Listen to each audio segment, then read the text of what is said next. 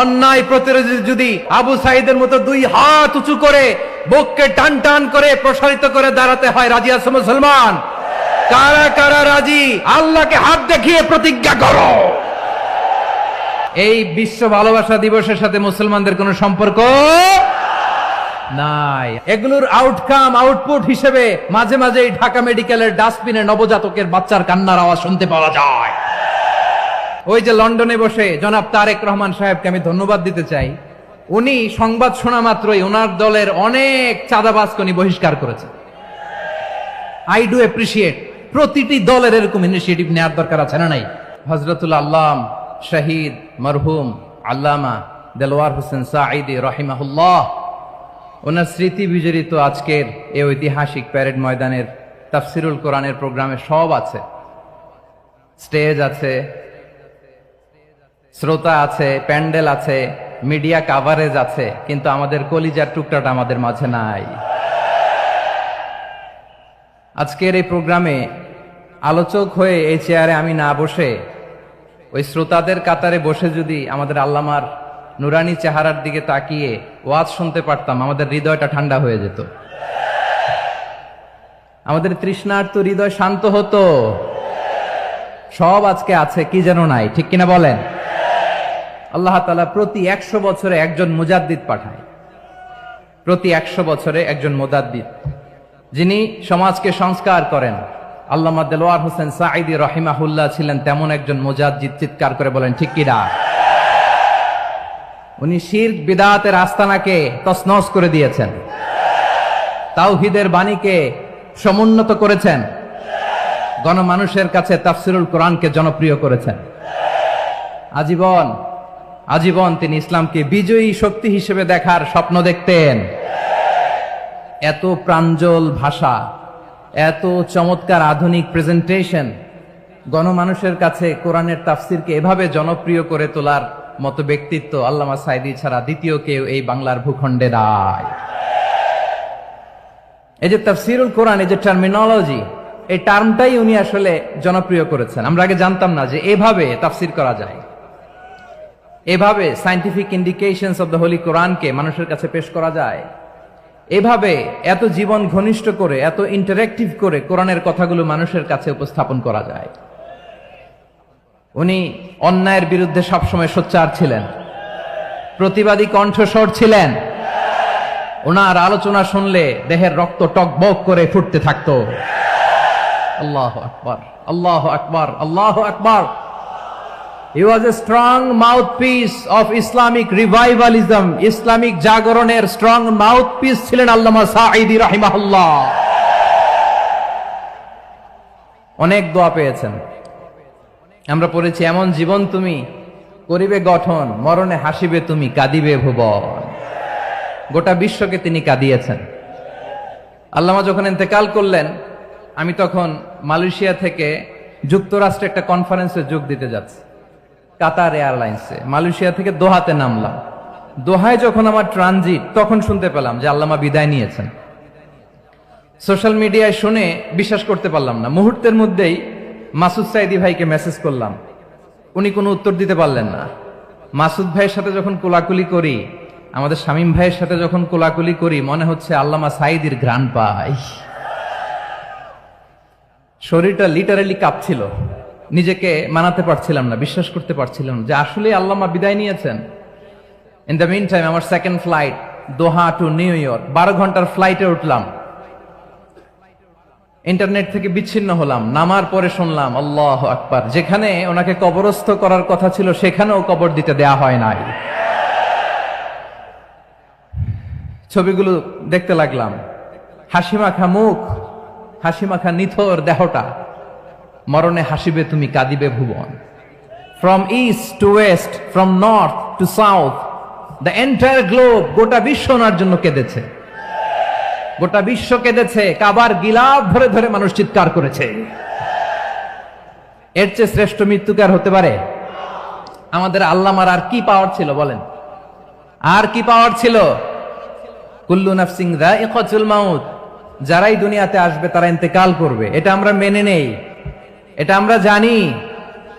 কিন্তু অবাক করা বিষয় হচ্ছে আমরা আজও জানি না আমাদের আল্লামার মৃত্যু কি স্বাভাবিক হয়েছে নাকি এটা পরিকল্পিত মেডিকেল কিলিং ছিল। এটা যে পরিকল্পিত মেডিকেল কিলিং ছিল এটা ধারণা করার পেছনে অনেক কারণ আছে। তিনি আধিপত্যবাদের বিরুদ্ধে সোচ্চার ছিলেন, ফ্যাসিবাদের বিরুদ্ধে সোচ্চার ছিলেন, রাজনৈতিক প্রতিহিংসার শিকার ছিলেন। এজন্য এটা মেডিকেল কিলিং হতে পারে এ ধারণা আমরা করতেই পারি। আওয়াজ করে বলেন ঠিক কিনা? যে সময়টা আমরা কাটাচ্ছি এত সুন্দর সময় বাংলাদেশ আর পাবে না। আমাদের জন্মের পর থেকে এরকম চমৎকার সময় আমরা পাই নাই। এটাই আসল সময়।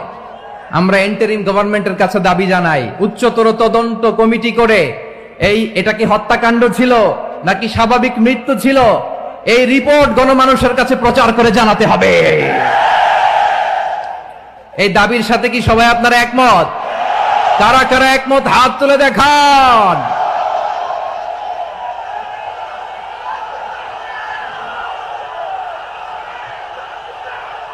আমার প্রিয় ভাইয়েরা, প্রিয় চট্টলাবাসী, আল্লাহ তাআলা তার এই মুখলেস গোলামকে তার জান্নাতুল ফেরদাউসের মেহমান হিসেবে কবুল করুক, তার জীবনের সকল খেদমাগুলোকে কবুল করুক, জান্নাতুল ফেরদাউসের আলা মাকামে তাকে মেহমান হিসেবে কবুল করুক। আল্লামা শহীদ দেলোয়ার হোসেন সাঈদী রাহিমাহুল্লাহ উনি ছাড়াও এই ঐতিহাসিক ময়দানে কথা বলেছেন আল্লামা লুৎফুর রহমান রাহিমাহুল্লাহ। চলে গিয়েছেন আমাদেরকে ছেড়ে। তিনি বলতেন ইনশাআল্লাহ মিজান আবার আসবে। হুজুর আমি তো আসলাম, আপনি তো আমাদেরকে ছেড়ে চলে গেলেন। আল্লাহু আকবার, আল্লাহু আকবার, আল্লাহু আকবার। গলায় কোনো সুর ছিল না, সুর দিয়ে কথা বলতেন না, কিন্তু এত চমৎকার শব্দের বুনন, এত চমৎকার প্রেজেন্টেশন, এত চমৎকার ভাবে ঐতিহাসিক বর্ণনাগুলো তিনি উপস্থাপন করতেন। মন্ত্রমুগ্ধ হয়ে আমরা আল্লামা লুৎফুর রহমানের কথা শুনেছি। আমরা হযরতুল আল্লাহ লুৎফুর রহমান রাহিমাহুল্লাহর জন্য এই বিশাল ময়দান থেকে দোয়া করছি, আল্লাহ তাআলা তুমি তোমার এই খাদেমকে জান্নাতের মেহমান হিসেবে কবুল করে নাও। আরো অনেক আল্লামারা এখানে কথা বলেছেন, বিশেষ করে বাইতুল শরফের মরহুম পীর সাহেব হুজুর থেকে শুরু করে আরো যারা যারা তারকাতুল্য ওলামায়ে কেরাম এই চট্টগ্রামের ময়দানে কথা বলেছেন, আলো ছড়িয়েছেন।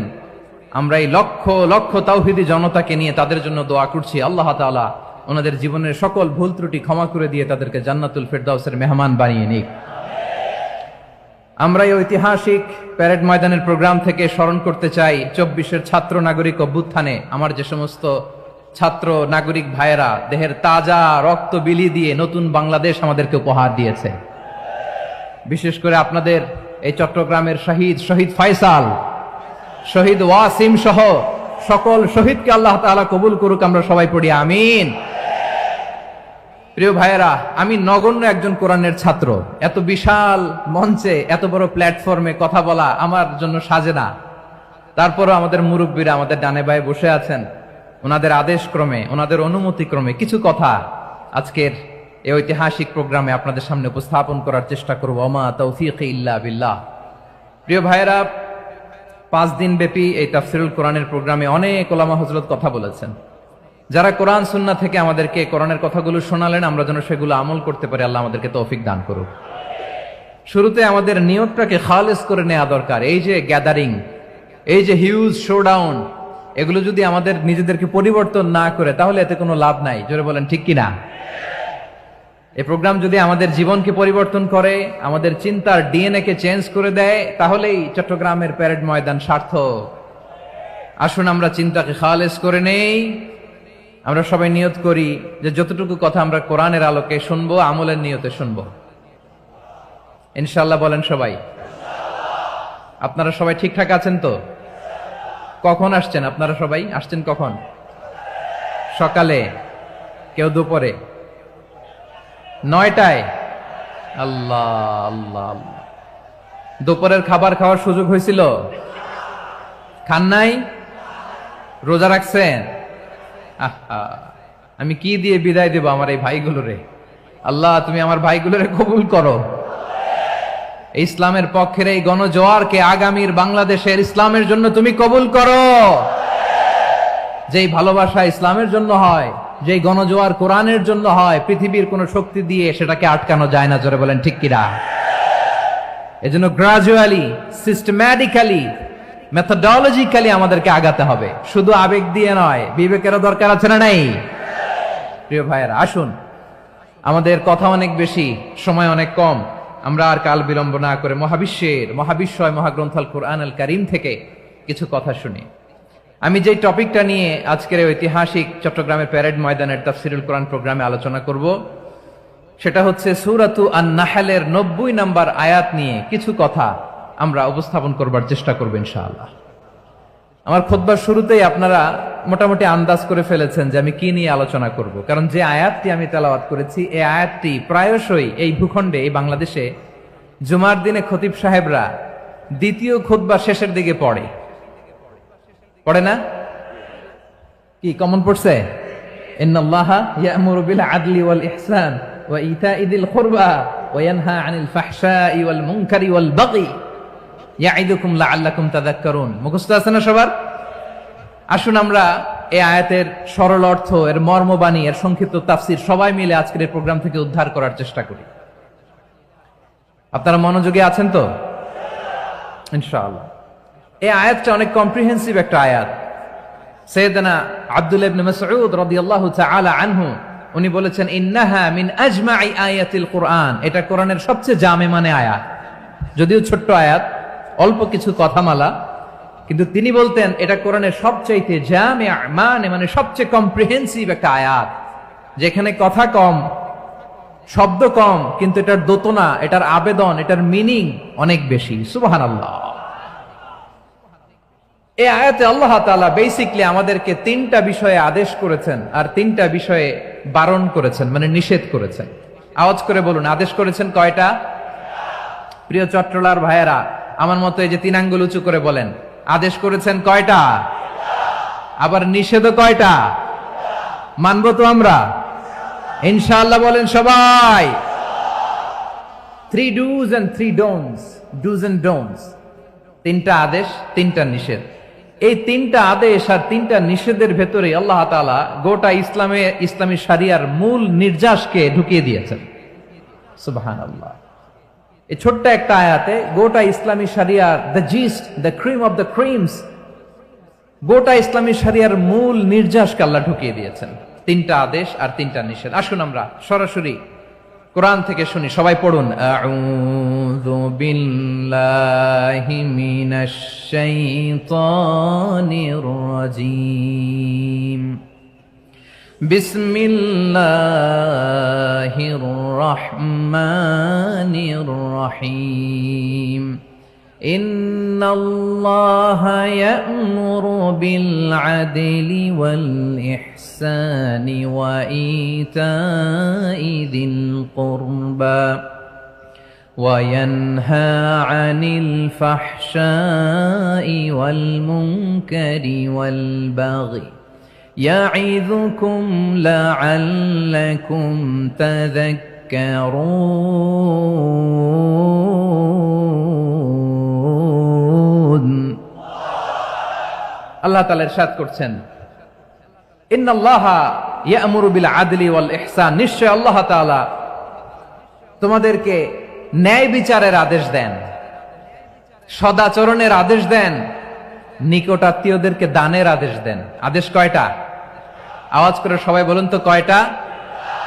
নিশ্চয় আল্লাহ তাআলা তোমাদেরকে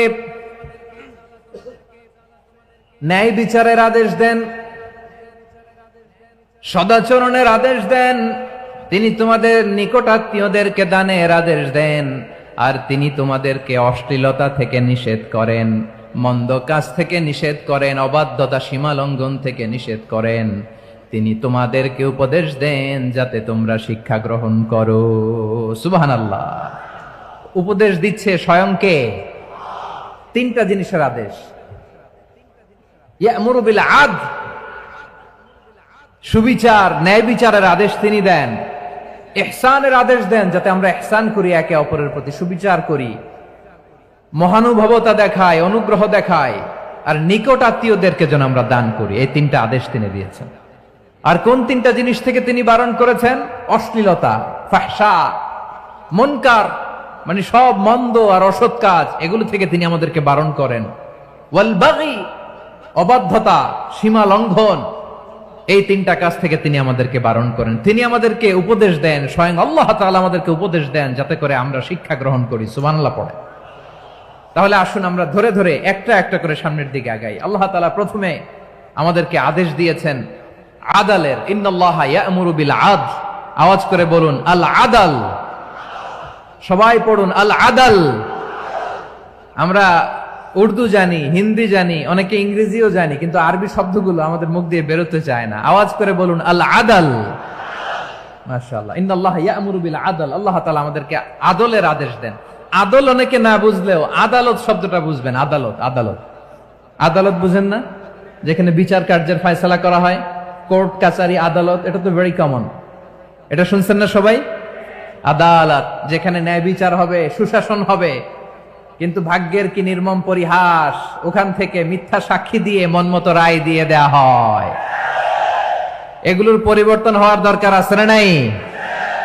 প্রিয় ভাইয়েরা, আদালত, আল আদল, ইংরেজিতে বলে জাস্টিস, ন্যায় বিচার, সুবিচার, সুশাসন, জাস্টিস, আল আদাল। সব জায়গায় এই জাস্টিস থাকা দরকার। Justice should be prevailed in the society. The mission of all prophet was to uphold the justice. সব নবীর মিশন ছিল এই জাস্টিসকে, আদালকে, সুশাসন আর সুবিচারকে নিশ্চিত করা। পড়েন সুবহানাল্লাহ। And the core message of every divine scripture was to uphold justice. পৃথিবীর সব আসমানি কিতাবের মূল শিক্ষা ছিল এই জাস্টিসকে সমাজে এনশিওর করা, সুবিচার, সুশাসনকে এনশিওর করা। তাহলে প্রিয় ভাইরা, আমরা বুঝতে পারলাম আল আদল শব্দের মানে হচ্ছে ইনসাফ বা সুবিচার বা ন্যায় বিচার। এটা হচ্ছে একটা general meaning, very general meaning. আপনি যদি ইন ডেপথ বুঝতে চান, আরো ভেতরে যান, তাহলে আদল মানে হচ্ছে সমন্বয়, আদল মানে হচ্ছে ভারসাম্য, ব্যালেন্স। আদল মানে হচ্ছে মধ্যম পন্থা। সুবহানাল্লাহ পড়েন। কারণ সব সময় সমান সমান হইলেই সুবিচার হয় না।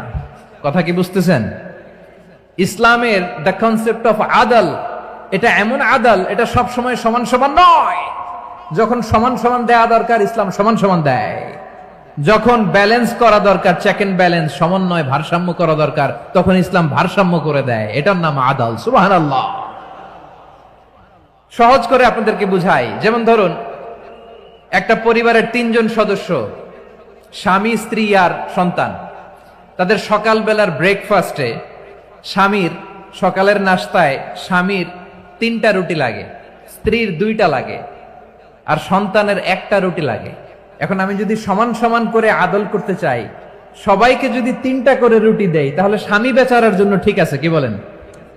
কথা কি বুঝতেছেন না কষ্ট হয়ে যাচ্ছে? যদি সমান সমানের নিয়মে আগাই, তাহলে 3টা করে যদি রুটি দেই, স্বামীর জন্য ওকে, কিন্তু স্ত্রীর জন্য 1টা বেশি হয়ে যায়। আর সন্তানের জন্য কয়টা বেশি হয়? আচ্ছা, এই তো বুঝতেছেন, মাশাআল্লাহ। আচ্ছা, 2টা করে যদি সবাই দেয় সমান সমান নীতিতে, তাহলে স্ত্রীর জন্য, স্ত্রী বেচারির জন্য ঠিক আছে, কিন্তু স্বামীর কয়টা কম পড়ে? আর সন্তানের বেশি হয়ে যায় কয়টা? আচ্ছা, সমান সমান নীতিতে সবাইকে যদি সকালের নাস্তার জন্য 1টা করে রুটি দেই, সন্তানের জন্য ঠিক আছে, কিন্তু স্ত্রী বেচারির কম পড়ে কয়টা? স্বামীর কম পড়ে কয়টা? 2টা। কথা কি বুঝতেছেন? আর আমি যদি স্বামীকে দেই 3টা, স্ত্রীকে দেই 2টা, আর সন্তানকে দেই 1টা, তাহলে কারো অপচয় হবে না। যার যতটুকু দরকার ঠিক ততটুকুই কাজে লাগবে। চিল্লায় বলেন ঠিক কিনা? এটাই হচ্ছে ইসলামের আদল, যেখানে যার যতটুকু দরকার তাকে সেখানে ঠিক ততটুকু দিয়ে দেওয়ার নামই হচ্ছে আদল। চিল্লায় পড়েন আল্লাহু আকবার। রব্বুল আলামিন বলেন, ইউসিকুমুল্লাহু ফি আওলাদিকুম লিযযাকারি মিসলু হাযযিল উনসায়াইন। আল্লাহ তোমাদেরকে ওসিয়ত করেন, তোমাদেরকে আদেশ দেন, উত্তরাধিকার সম্পদ যখন বন্টন হবে, ছেলেরা যতটুকু পাবে, মেয়ে পাবে তার অর্ধেক। সুবহানাল্লাহ বলেন। দেখেন, ছেলে যদ্দূর, মেয়ে অর্ধেক, ছেলে ডবল পাবে। আপাত দৃষ্টিতে মনে হয় এখানে অবিচার হয়েছে, কিন্তু আসলে কি অবিচার হয়েছে? আপনি বিয়ের ক্ষেত্রে যান, ওইখানে আবার ছেলে মোহরানা দেয়, মেয়ে সেখানে মোহরানা পায়, তাহলে চেক এন্ড ব্যালেন্স, ভারসাম্য, ব্যালেন্স, মধ্যম পন্থা এখানে আছে না নাই? এটাই হচ্ছে ইসলামের আদল। আল্লাহ তাআলা এই আদলের আদেশ দিয়েছেন, সুবিচার, ন্যায় বিচার, সুশাসন এবং ভারসাম্যের আদেশ দিয়েছেন। প্রিয় ভাইয়েরা, একটি শান্তিময় সমাজ, একটা সমৃদ্ধ সমাজ, একটা মানবিক সমাজ যদি আমরা পেতে চাই, এই আয়াতের মধ্যে যতগুলো পয়েন্ট আছে সবগুলোর বাস্তবায়ন লাগবে। কথা বুঝতে পেরেছেন? বলেন, আওয়াজ করে বলেন, আমরা একটা শান্তির সমাজ চাই কি চাই না? আমরা একটা সমৃদ্ধ বাংলাদেশ চাই কি চাই না? আমরা একটা মানবিক বাংলাদেশ চাই কি চাই না? এই আয়াতে আল্লাহ তাআলা একটা মানবিক সমাজের রূপরেখা টেনেছেন। তার প্রথম কথা হচ্ছে ইন্নাল্লাহা ইয়ামুরু বিল আদল। আল্লাহ তাআলা তোমাদেরকে আদলের নির্দেশনা দেয়, সুবিচার, সুশাসনের নির্দেশনা দেয়। যে সমাজে আদল থাকে না, সেই সমাজে জুলুম মানুষের ঘাড়ে চেপে বসে। আদলের বিপরীত হচ্ছে জুলুম। আদলের বিপরীত কি? জুলুম বা জাওর, অত্যাচার, অবিচার, বৈষম্য। এই যে বৈষম্য বিরোধী ছাত্র আন্দোলন কেমন পড়ছে? এই যে একজন সমন্বয়ক তো দেখা করলো আমার সাথে। জুলুম মানে হচ্ছে বৈষম্য। বৈষম্যের স্থান ইসলামে নাই, অবিচারের স্থান ইসলামে নাই, জুলুমের স্থান ইসলামে নাই। আল্লাহ তাআলা বলেন যে আমি জুলুমকে নিজের জন্য হারাম করেছি এবং তোমাদের জন্য হারাম করেছি।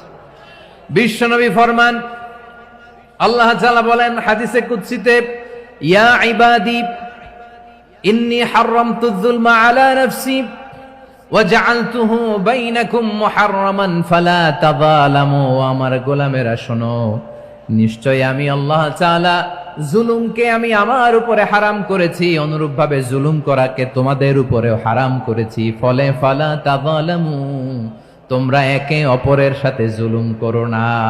নির্দেশনাটা কার?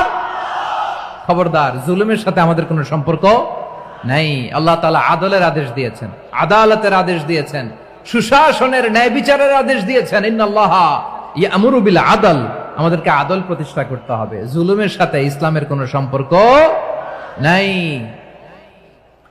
আল্লাহ তাআলা জালিমদের জন্য কঠিন শাস্তি প্রস্তুত করে রেখেছেন। যারা এই আদলকে ভুলুণ্ঠিত করে জুলুমের রাস্তায় হাঁটতে চায়, তাদের প্রাপ্য কিয়ামতের ময়দানে বুঝিয়ে দিবে কে? আল্লাহ তাআলা তাদের প্রাপ্যকে বুঝিয়ে দিবেন। এজন্য বিশ্বনবী বলে, খবরদার, তোমরা ইনসাফ করবে, আদল করবে, জুলুম করবে না। আর যুলমু যুলুমাতুন ইয়াউমাল কিয়ামা, জুলুম কিয়ামতের দিন অন্ধকার হয়ে জালিমের ঘাড়ে চেপে বসবে।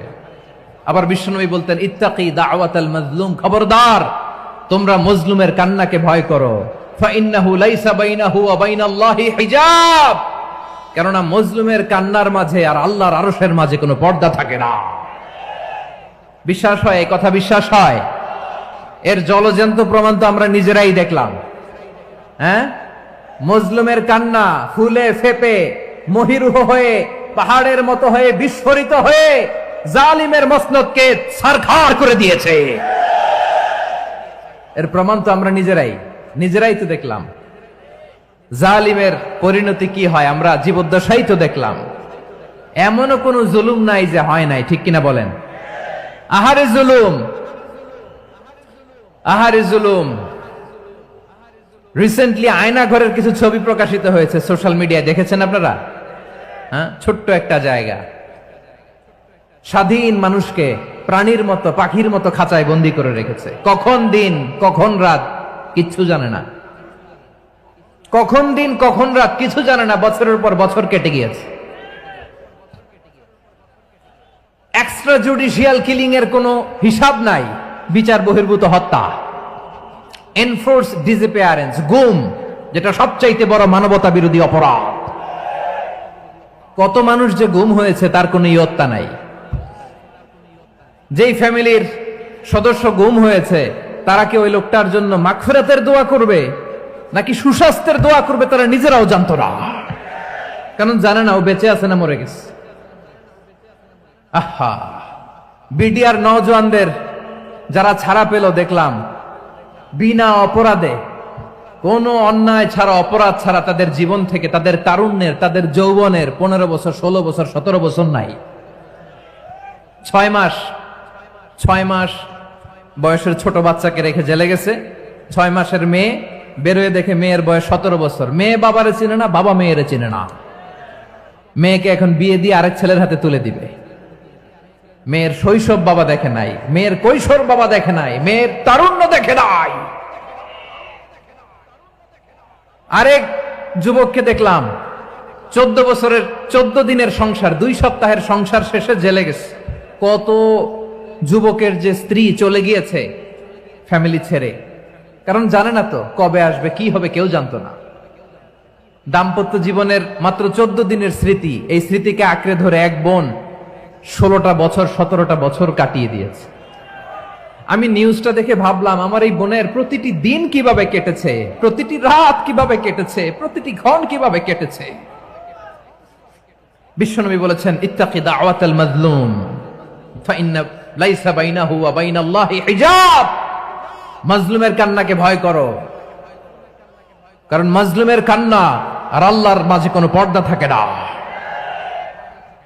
আমরা আর এরকম কোন জুলুম বাংলাদেশে দেখতে চাই না। জোরে বলেন ঠিক কিনা? আর কেউ নতুন করে জালিম হোক আপনারা চান? আবার নতুন করে কেউ ফ্যাসিস্ট হোক আপনারা চান? এক দল আরেক দলকে নিশ্চিহ্ন করার রাজনীতিতে মেতে উঠুক, এটা আপনারা চান? আমরা বাংলাদেশকে আদল দিয়ে সাজাতে চাই। আমরা এই 56,000 বর্গ মাইলের প্রতিটা ইঞ্চি মাটিকে কোরআনের আইন দিয়ে সাজাতে চাই। রাজি আছেন আপনারা? কারা কারা রাজি দেখান হাত তুলে আল্লাহকে।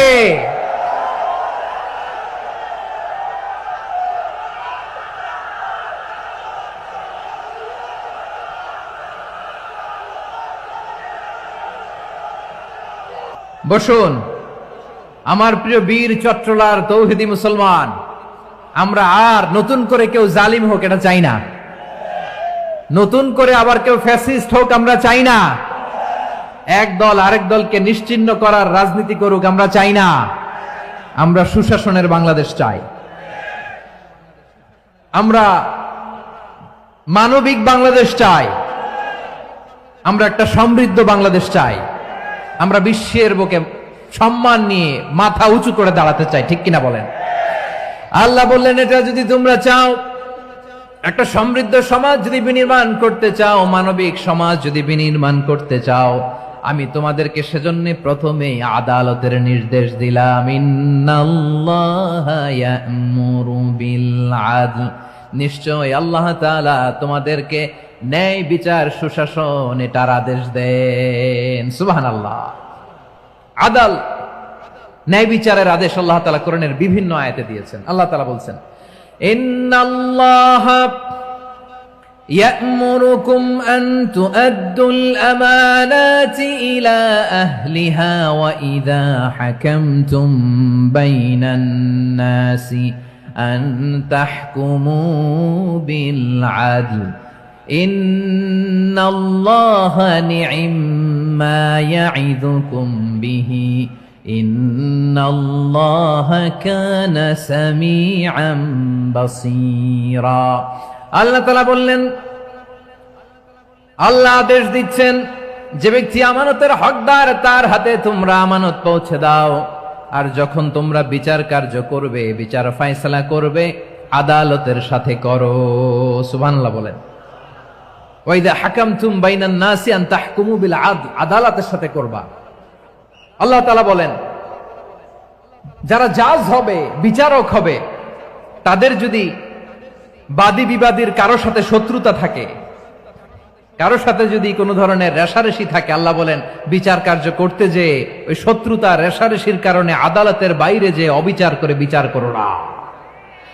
ওয়ালা ইয়াজরিমান্নাকুম শানাআনু কওমিন আলা আল্লা তা'দিলু ই'দিলু হুয়া আকরাবু লিত্তাকওয়া ওয়াত্তাকুল্লাহা ইন্নাল্লাহা খাবীরুম বিমা তা'মালুন।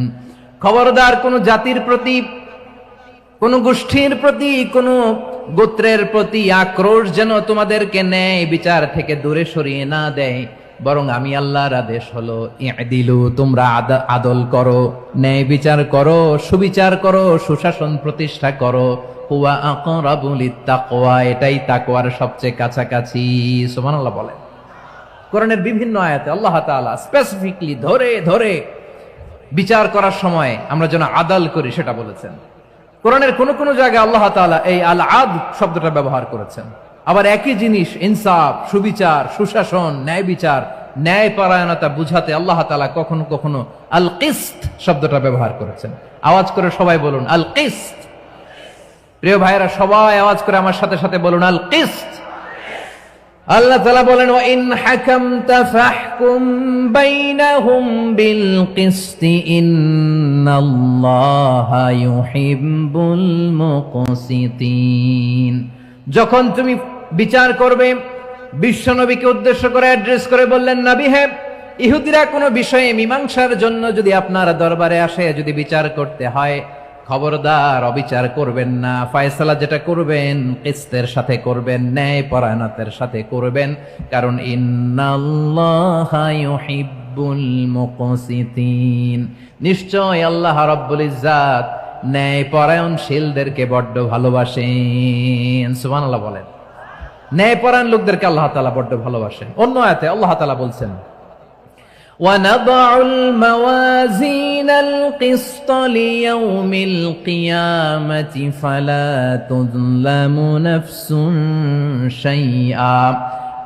আমি কিয়ামতের দিন ন্যায় পরায়ণতার মানদণ্ড স্থাপন করব, যেটাকে আমরা মিজানের পাল্লা বলি।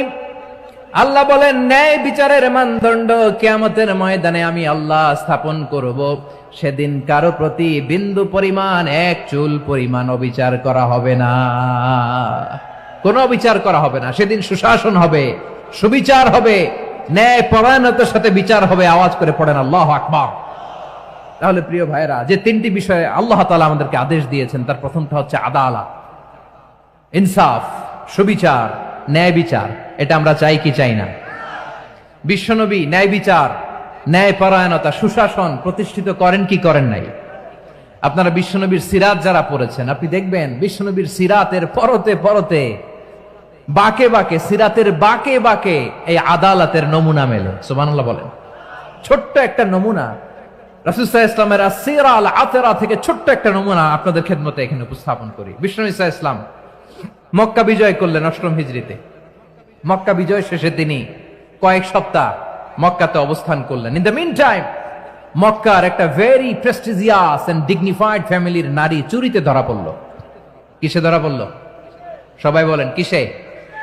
আমাদের সমাজে আসেনি এটা? আছে? ছোট না বড়? হ্যাঁ, হিসাব করে শেষ করা যায় না। ৩.৫ লাখ কোটি টাকা নাই উন্নয়ন প্রকল্পের নামে। উন্নয়ন প্রকল্পের নামে ৩.৫ লাখ কোটি টাকা নাই। ৩.৫ লাখ কোটি টাকা লিখতে পারবেন আপনি? এক টানে লিখতে পারবেন? বুঝতেছেন কত বড় সংখ্যা? হ্যাঁ, বনু মাখজুমিয়া গোত্রের এক নারী মক্কায় চুরিতে ধরা পড়ল। বলেন তো চুরি করলে বিধান কি? কি কাটতে হবে? চুরির বিধান হলো হাত কেটে দাও। তাও সেটা গোপনে নয়, প্রকাশ্যে জনসম্মুখে হাত কেটে দাও। বনু মাখজুমিয়া গোত্রের নারী যখন চুরিতে ধরা পড়লো, সাহাবারা চিন্তায় পড়ে গেলেন। সবেমাত্র মক্কার লোকেরা কালিমা পড়ে মুসলমান হয়েছে, ইসলামের আইন কানুন তেমন জানে না, ইসলামী শরিয়ার সাথে বেশি পরিচিত নয়। এখন যদি বিশ্বনবী চুরির যেই বিধান এটা যদি কায়েম করে হাত যদি কেটে দেয়, না জানি মক্কার লোকেরা আবার বিগড়ে যায়, না জানি মক্কার লোকেরা আবার মুরতাদ হয়ে যায়, না জানি মক্কার লোকেরা ইসলাম থেকে দূরে সরে যায়। চলো চলো, সাহাবীরা মিলে পরামর্শ করলেন, চলো বিশ্বনবীর কাছে যে বলি, ও নবী, শুধু কেবলমাত্র একমাত্র এই নারীর জন্য চুরির হাত কাটার বিধানটা আপনি একটু থামিয়ে দেন। চুরির হাত কাটার যে বিধান এখানে একটু রহিত করে দেন, বাকিগুলা কইরেন মদিনাতে যে চলবে, কিন্তু মক্কায় এবারের জন্য মাফ করে দেন। কিন্তু কে বলবে? এই যে পরামর্শ, সাজেশন, এটা কে দিবে বিশ্বনবীর কাছে? সাহাবারা চিন্তায় পড়ে গেলেন। আল্লাহর নবীর সামনে দাঁড়িয়ে আল্লাহর দেয়া হুদুদ, আল্লাহর দেয়া বিধান থামিয়ে দেওয়া, মাফ করে দেওয়া, এই কথা বিশ্বনবীর সামনে বলার সাহস তো কেউ রাখে না। কেউ কেউ বলল, বিশ্বনবীর পালক পুত্র যায়েদ বিন হারেসার সন্তান উসামারে বিশ্বনবী নাতির মতো আদর করে, বড্ড বেশি ভালোবাসে উসামারে। এজন্য সাহাবারা উসামাকে বলতো হিব্বু রাসূলিল্লাহ, বিশ্ব নবীর ভালোবাসা। কি বলতো? সাহাবীরা বললেন বিশ্ব নবীর ভালোবাসা, হিব্বু রাসূলিল্লাহ, উসামারে পাঠাও। উসামারে বিশ্ব নবী নাতির মতো স্নেহ করে, মায়া করে, ভালোবাসে। আমরা পারবো না, উসামা পারবে। সবাই মিলে ফুলিয়ে ফুসিয়ে ওসামাকে, ছোট্ট ওসামাকে রাজি করালো। ওসামা এমন এমন কথা যে তুমি বিশ্বনবীর কাছে বলতে হবে, পারবা নাকি? ওসামা বলে পারবো। সাইয়েদনা ওসামা রাদিয়াল্লাহু তাআলা আনহু তরুণ সাহাবী বিশ্বনবীর কাছে গেলেন, যে বললেন, নবী, বনু মাখজুমিয়া গোত্রের এক নারী চুরিতে ধরা পড়েছে, এবারের জন্য কি এই মহিলাটারে মাফ করে দিলে হয় না? এবারের জন্য একটু ক্ষমা করা যায় না নবী? বিশ্বনবী বলেন, আতাশফাউ ফি হাদ্দিম মিন হুদুদিল্লাহ, তোমার এত বড় সাহস উসামা, তুমি আল্লাহর হাদ, আল্লাহর দেয়া বিধান, এটার ব্যাপারে সুপারিশ করতে এসেছো? তোমরা কি জানো তোমাদের আগে যত কওম, যত গোত্র, যত জনপদ ধ্বংস হয়েছে তার কারণ ছিল তাদের মধ্যে গরিবরা অন্যায় করলে তারা বিচার করত, আর ধনীরা অন্যায় করলে তারা মাফ করে দিত। খবরদার! ওয়া আইমুল্লাহ লাউ আন্না ফাতিমাতা বিনতি মুহাম্মাদিন সারাকাত লাকাতা মুহাম্মাদুন ইয়াদাহা। বিশ্বনবী বললেন, ওরে ওসামা, বানু মাখজুমিয়ার ওই প্রেস্টিজিয়াস এন্ড ডিগনিফাইড ফ্যামিলির মেয়ে তো দূর কি বাত, অনেক দূরের কথা। জেনে রেখো ওসামা, আমার কলিজার টুকরা, নয়নের পুটুলি ফাতেমাও যদি মক্কার জমিনে আজকে এই চুরির দায়ে ধরা পড়তো, আমি বিশ্বনবী মুহাম্মাদুর রাসূলুল্লাহ ধরে ফাতেমার ডান হাতটা কেটে দিতে এক বিলম্ব দেরি করতাম না। ইন্নাল্লাহা ইয়া'মুরু বিল আদল, আমাদেরকে জাস্টিস শিখায়। পশ্চিমারা আমাদেরকে ইনসাফ শিখায়, আমাদেরকে সুশাসন শিখায়। আর ইনসাফ, সুশাসন, ন্যায় বিচার, সুবিচার, জাস্টিস কারে বলে বিশ্বনবীর বায়োগ্রাফি থেকে জেনে নাও। এই ছিল বিষ্ণু ঈসা ইসলামের আদালতের নমুনা। আপনি যদি সাইয়েদনা ওমর ফারুকের জীবনের দিকে তাকান, এমন কঠোর, এমন বীর সেনানী ছিলেন। সাইয়েদনা ওমর ফারুক যদি রাস্তার এই মাথা দিয়ে হাঁটা শুরু করতেন, শয়তান ওমর ফারুককে দেখলে ওই রাস্তা রেখে দিয়ে অন্য রাস্তা দিয়ে হাঁটতো। সুবহানাল্লাহ। ওমর ফারুক রাদিয়াল্লাহু তাআলা আনহু কি পার্সোনালিটি ছিল, কি পার্সোনালিটি! আমাদের এলাকায় ছোট বাচ্চারা রাতে ভাত খেতে চায় না, আমার মেয়েটাও খেতে চায় না। এই এটা দিব, ওইটা দিব, আজকে মাহফিলে আসার সময় বলে দিছে লিস্ট করে এটা এটা আনতে হবে। তো ছোট্ট বাচ্চাদের অনেক বায়না থাকে, ওরা রাতে খেতে চায় না। তো মায়েরা বিভিন্ন ভয় দেখায়, এই বাঘ আসবে, বাঘ আসবে খাও, এই ভূত আসবে, ভূত আসবে খাও। আপনারা কি বলেন চট্টগ্রামে? কি আসবে? হ্যাঁ, ভূত, ভূত, ভূত আসবে, বাঘ আসবে, খাও খাও খাও, তাড়াতাড়ি খাও। তো বাচ্চারা এগুলো শুনে ভয়ে খেতে শুরু করে। মদিনার জমিনেও একই ঘটনা ঘটতো। মদিনার ছোট্ট ছোট্ট সোনামণিরা খেতে চাইতো না। তো মায়েরা বলতো, হা হুয়া ইয়াতি উমর, হা হুয়া ইয়াতি উমর, ওই যে ওমর আসতেছে, উমর। ওমরে ফারুকের কথা শুনলে বাচ্চারা একেবারে ঠান্ডা। সুবহানাল্লাহ পড়বেন না? প্রভু তুমি বলেছ রাসূল দেবে না, বলনি দেবে না ওমর, বলনি দেবে না হামজা তারি, খালিদ বিজয় সমর। প্রভু তুমি বলেছ রাসূল দেবে না, বলনি দেবে না ওমর, বলনি দেবে না হামজা তারি, খালিদ বিজয় সমর। প্রভু তুমি বলেছ রাসূল দেবে না। আল্লাহু আকবার। ওমর ফারুক রাদিয়াল্লাহু তাআলা আনহু, ওনার কথা শুনলে গায়ের মধ্যে গুজবাম হয়, গায়ের পশমগুলো দাঁড়িয়ে যায়। সুবহানাল্লাহ বলেন।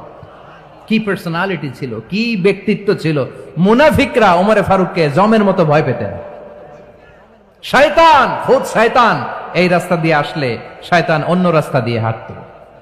ওমর ফারুক রাদিয়াল্লাহু তাআলা আনহুর জীবনে যদি দেখেন, তাহলে সেখানে আপনি আদালতের, ইনসাফের, সুশাসনের, জাস্টিসের নমুনা দেখতে পাবেন। কয়টা শুনবেন?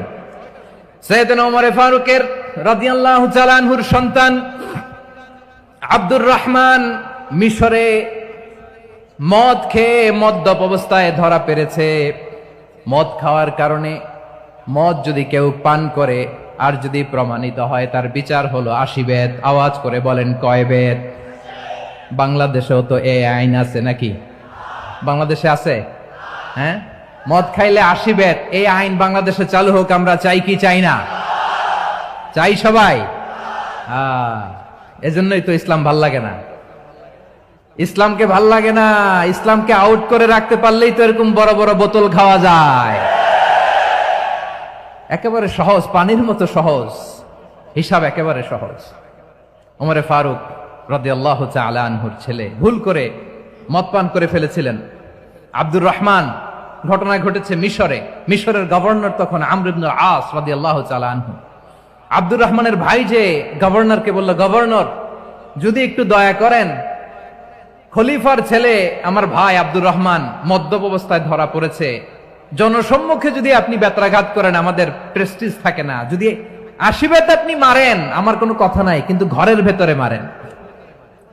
আব্দুর রহমানের ভাইয়ের সুপারিশ শুনে সাইয়েদনা আমর ইবনে আস রাদিয়াল্লাহু তাআলা আনহু রাজি হয়ে গেলেন। ঘরের ভেতরে লোকচক্ষুর আড়ালে 80 বেত তিনি মানলেন।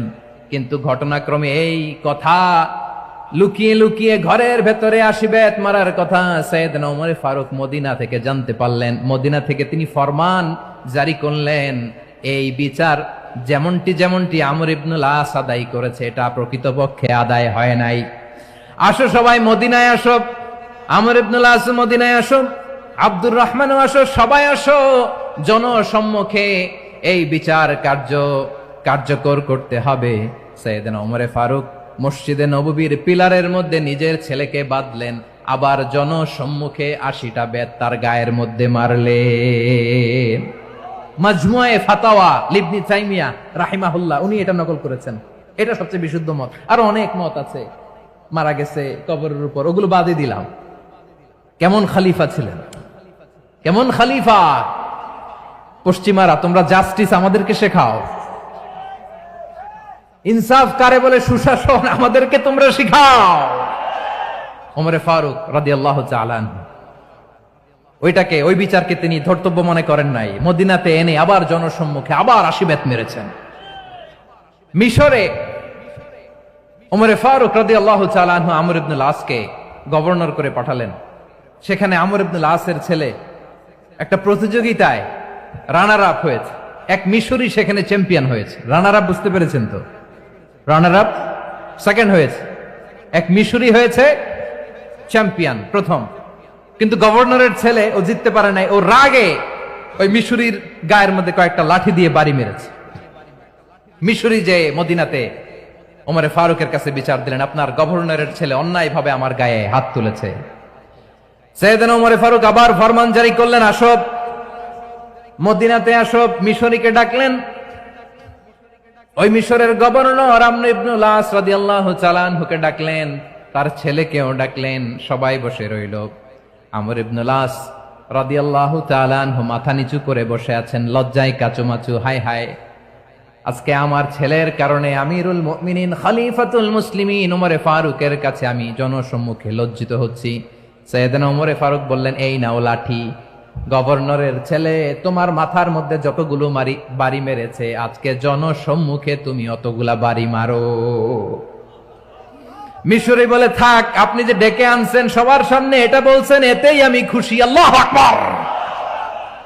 আপনার মহানুভবতা দেখে আমি খুশি, আর অপমানের দরকার নাই। ওমরে ফারুক বলে, না, খবরদার, এই কথা মিশরি তুমি বলো না, মারো, যতগুলা বাড়ি মেরেছে মারো। বাধ্য হয়ে মিশরি আমর ইবনে আসের সামনে ওনার কলিজার টুকরা সন্তানের মাথার মধ্যে বাড়ি মারতে আরম্ভ করলেন। ঠিক যতগুলা বাড়ি গভর্নরের ছেলে আমর ইবনে আসের ছেলে মিশরির গায়ে মেরেছিল, মাথায় মেরেছিল, মিশরি গুনে গুনে ততটা মারলেন। এই দৃশ্য দেখে ওমরে ফারুক রেগে মেগে আগুন, রাগের চোটে রাগ সামলাতে না পেরে, আর নিজেকে সামলাতে না পেরে মিশরিরে বললেন, ছেলেরে মারা শেষ হয়ে গেলে এবার বাবার টাক মাথার মধ্যে কয়েকটা বাড়ি মার। রাগের চোটে, আউট অফ অ্যাঙ্গার, রাগের চোটে, যে আমার পাঠানো গভর্নর আমর ইবনে আস তার ছেলেকে কেন আদব তারবিয়া কেন শিক্ষা দিতে পারে না। ছেলেরে মারা হইলে এবার আমর ইবনে আসের মাথার মধ্যে দুইটা মারো। এটা রাগে বলেছেন, এটা শাস্তি হিসেবে না। সুবহানাল্লাহ পড়ে। তোমরা আমাদেরকে সুশাসন শিখাও, আমাদেরকে সুশাসন শিখাও। বিশ্বনবী বলেন, আদাল এটা যেন তেন বিষয় না, এটা দিয়েই মানবিক সমাজ গড়তে হবে। আল্লাহ তাআলা কিয়ামতের কঠিন ময়দানে, যেদিন স্বামী স্ত্রীকে চিনবে না, স্ত্রী স্বামীকে দেখে পালিয়ে যাবে, বন্ধু বন্ধুরে চিনবে না, পীর সাহেব মুরিদরে চিনবে না, মুরিদ পীর সাহেবরে চিনবে না, দলের কর্মী তার নেতারে চিনবে না, নেতা তার কর্মীরে চিনবে না, বন্ধু বন্ধুরে দেখে পালাবে। এই কঠিন মুহূর্তে সূর্যটা মাথার কাছে চলে আসবে, জমিনটা তামার জমিন হবে, আজকের জমিনের মতো নয়। মানুষ ঘর্মাক্ত, ক্লান্ত, শ্রান্ত মাথার মগজগুলো কানের ছিদ্র আর নাকের ছিদ্র দিয়ে বেয়ে বেয়ে পড়বে। বিশ্বনবী ফরমান, কিয়ামতের ওই কঠিন ময়দানে 7 শ্রেণীর ব্যক্তিকে রব্বুল আলামিন তার আরশের নিচে ছায়া দিবেন। তার মধ্যে প্রথম শ্রেণীর ব্যক্তি হলো ইমামুন আদিল। ইমামুন আদিল, ন্যায়পরায়ণ শাসক, যে ইনসাফের সাথে বিচার করে, যে জাস্টিস সমাজে সার্ভ করে, যে সুশাসন নিশ্চিত করে, ওই ইমামুন আদিল। আদিল শব্দটা বুঝছেন না? ইন্নাল্লাহা ইয়া'মুরু বিল আদল, পাইছেন? আদিল। 7 শ্রেণীর ব্যক্তিকে আল্লাহ তাআলা সুশীতল আরশের নিচে ছায়া দিবেন, যেদিন তার দেয়া ছায়া ছাড়া কোনো ছায়া থাকবে না। এর প্রথম হচ্ছে ইমামুন আদিল, ন্যায়পরায়ণ শাসক। চিল্লায় বলেন সুবহানাল্লাহ।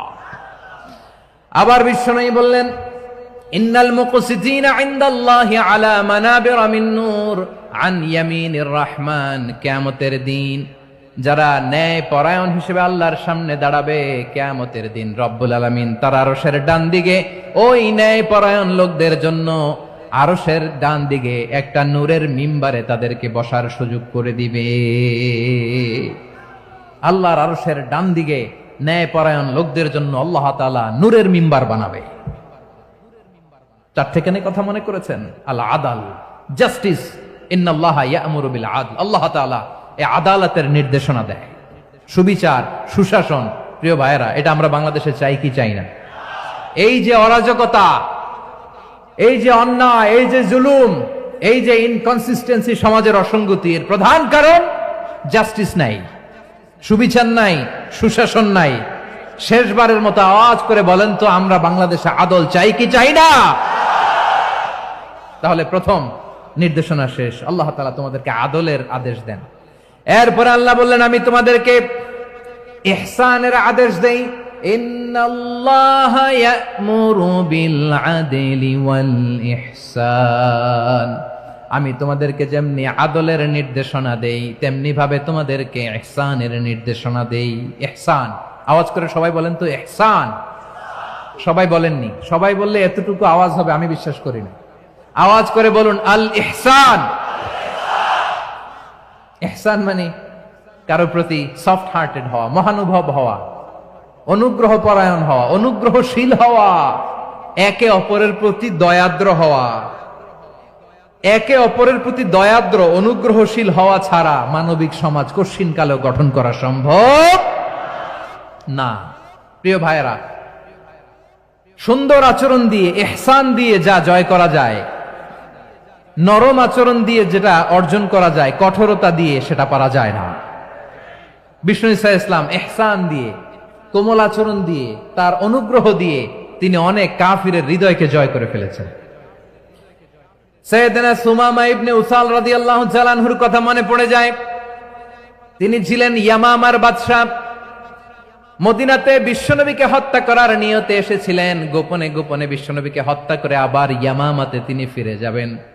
কিন্তু কি অবাক করা কাণ্ড, হত্যা করতে পারে নাই, সাহাবাদের হাতে তিনি ধরা পড়ে গেলেন। সাইয়েদনা সুমামা ইবনে উসাল রাদিয়াল্লাহু তাআলা আনহু হত্যার নিয়তে আসলেন, কিন্তু হত্যা করতে পারলেন না। সাহাবারা ওনাকে ধরে ফেললেন, ধরে মসজিদে নববীর পিলারের মধ্যে বেঁধে রাখলেন। সুমামা ইবনে উসাল, সিরাত থেকে শুনেন, সিরাত থেকে শোনাচ্ছি। রাদিয়াল্লাহু তাআলা আনহু ইয়ামামার অধিপতি ছিলেন। ইয়ামামা বিশ্বনবীকে হত্যার জন্য আসছেন, ধরা পড়ে গেছেন, এখন মসজিদে নববীতে বেঁধে রাখছে, তার মানে বন্দী। এখন স্ট্যাটাস কি? বন্দী, ক্যাপটিভ।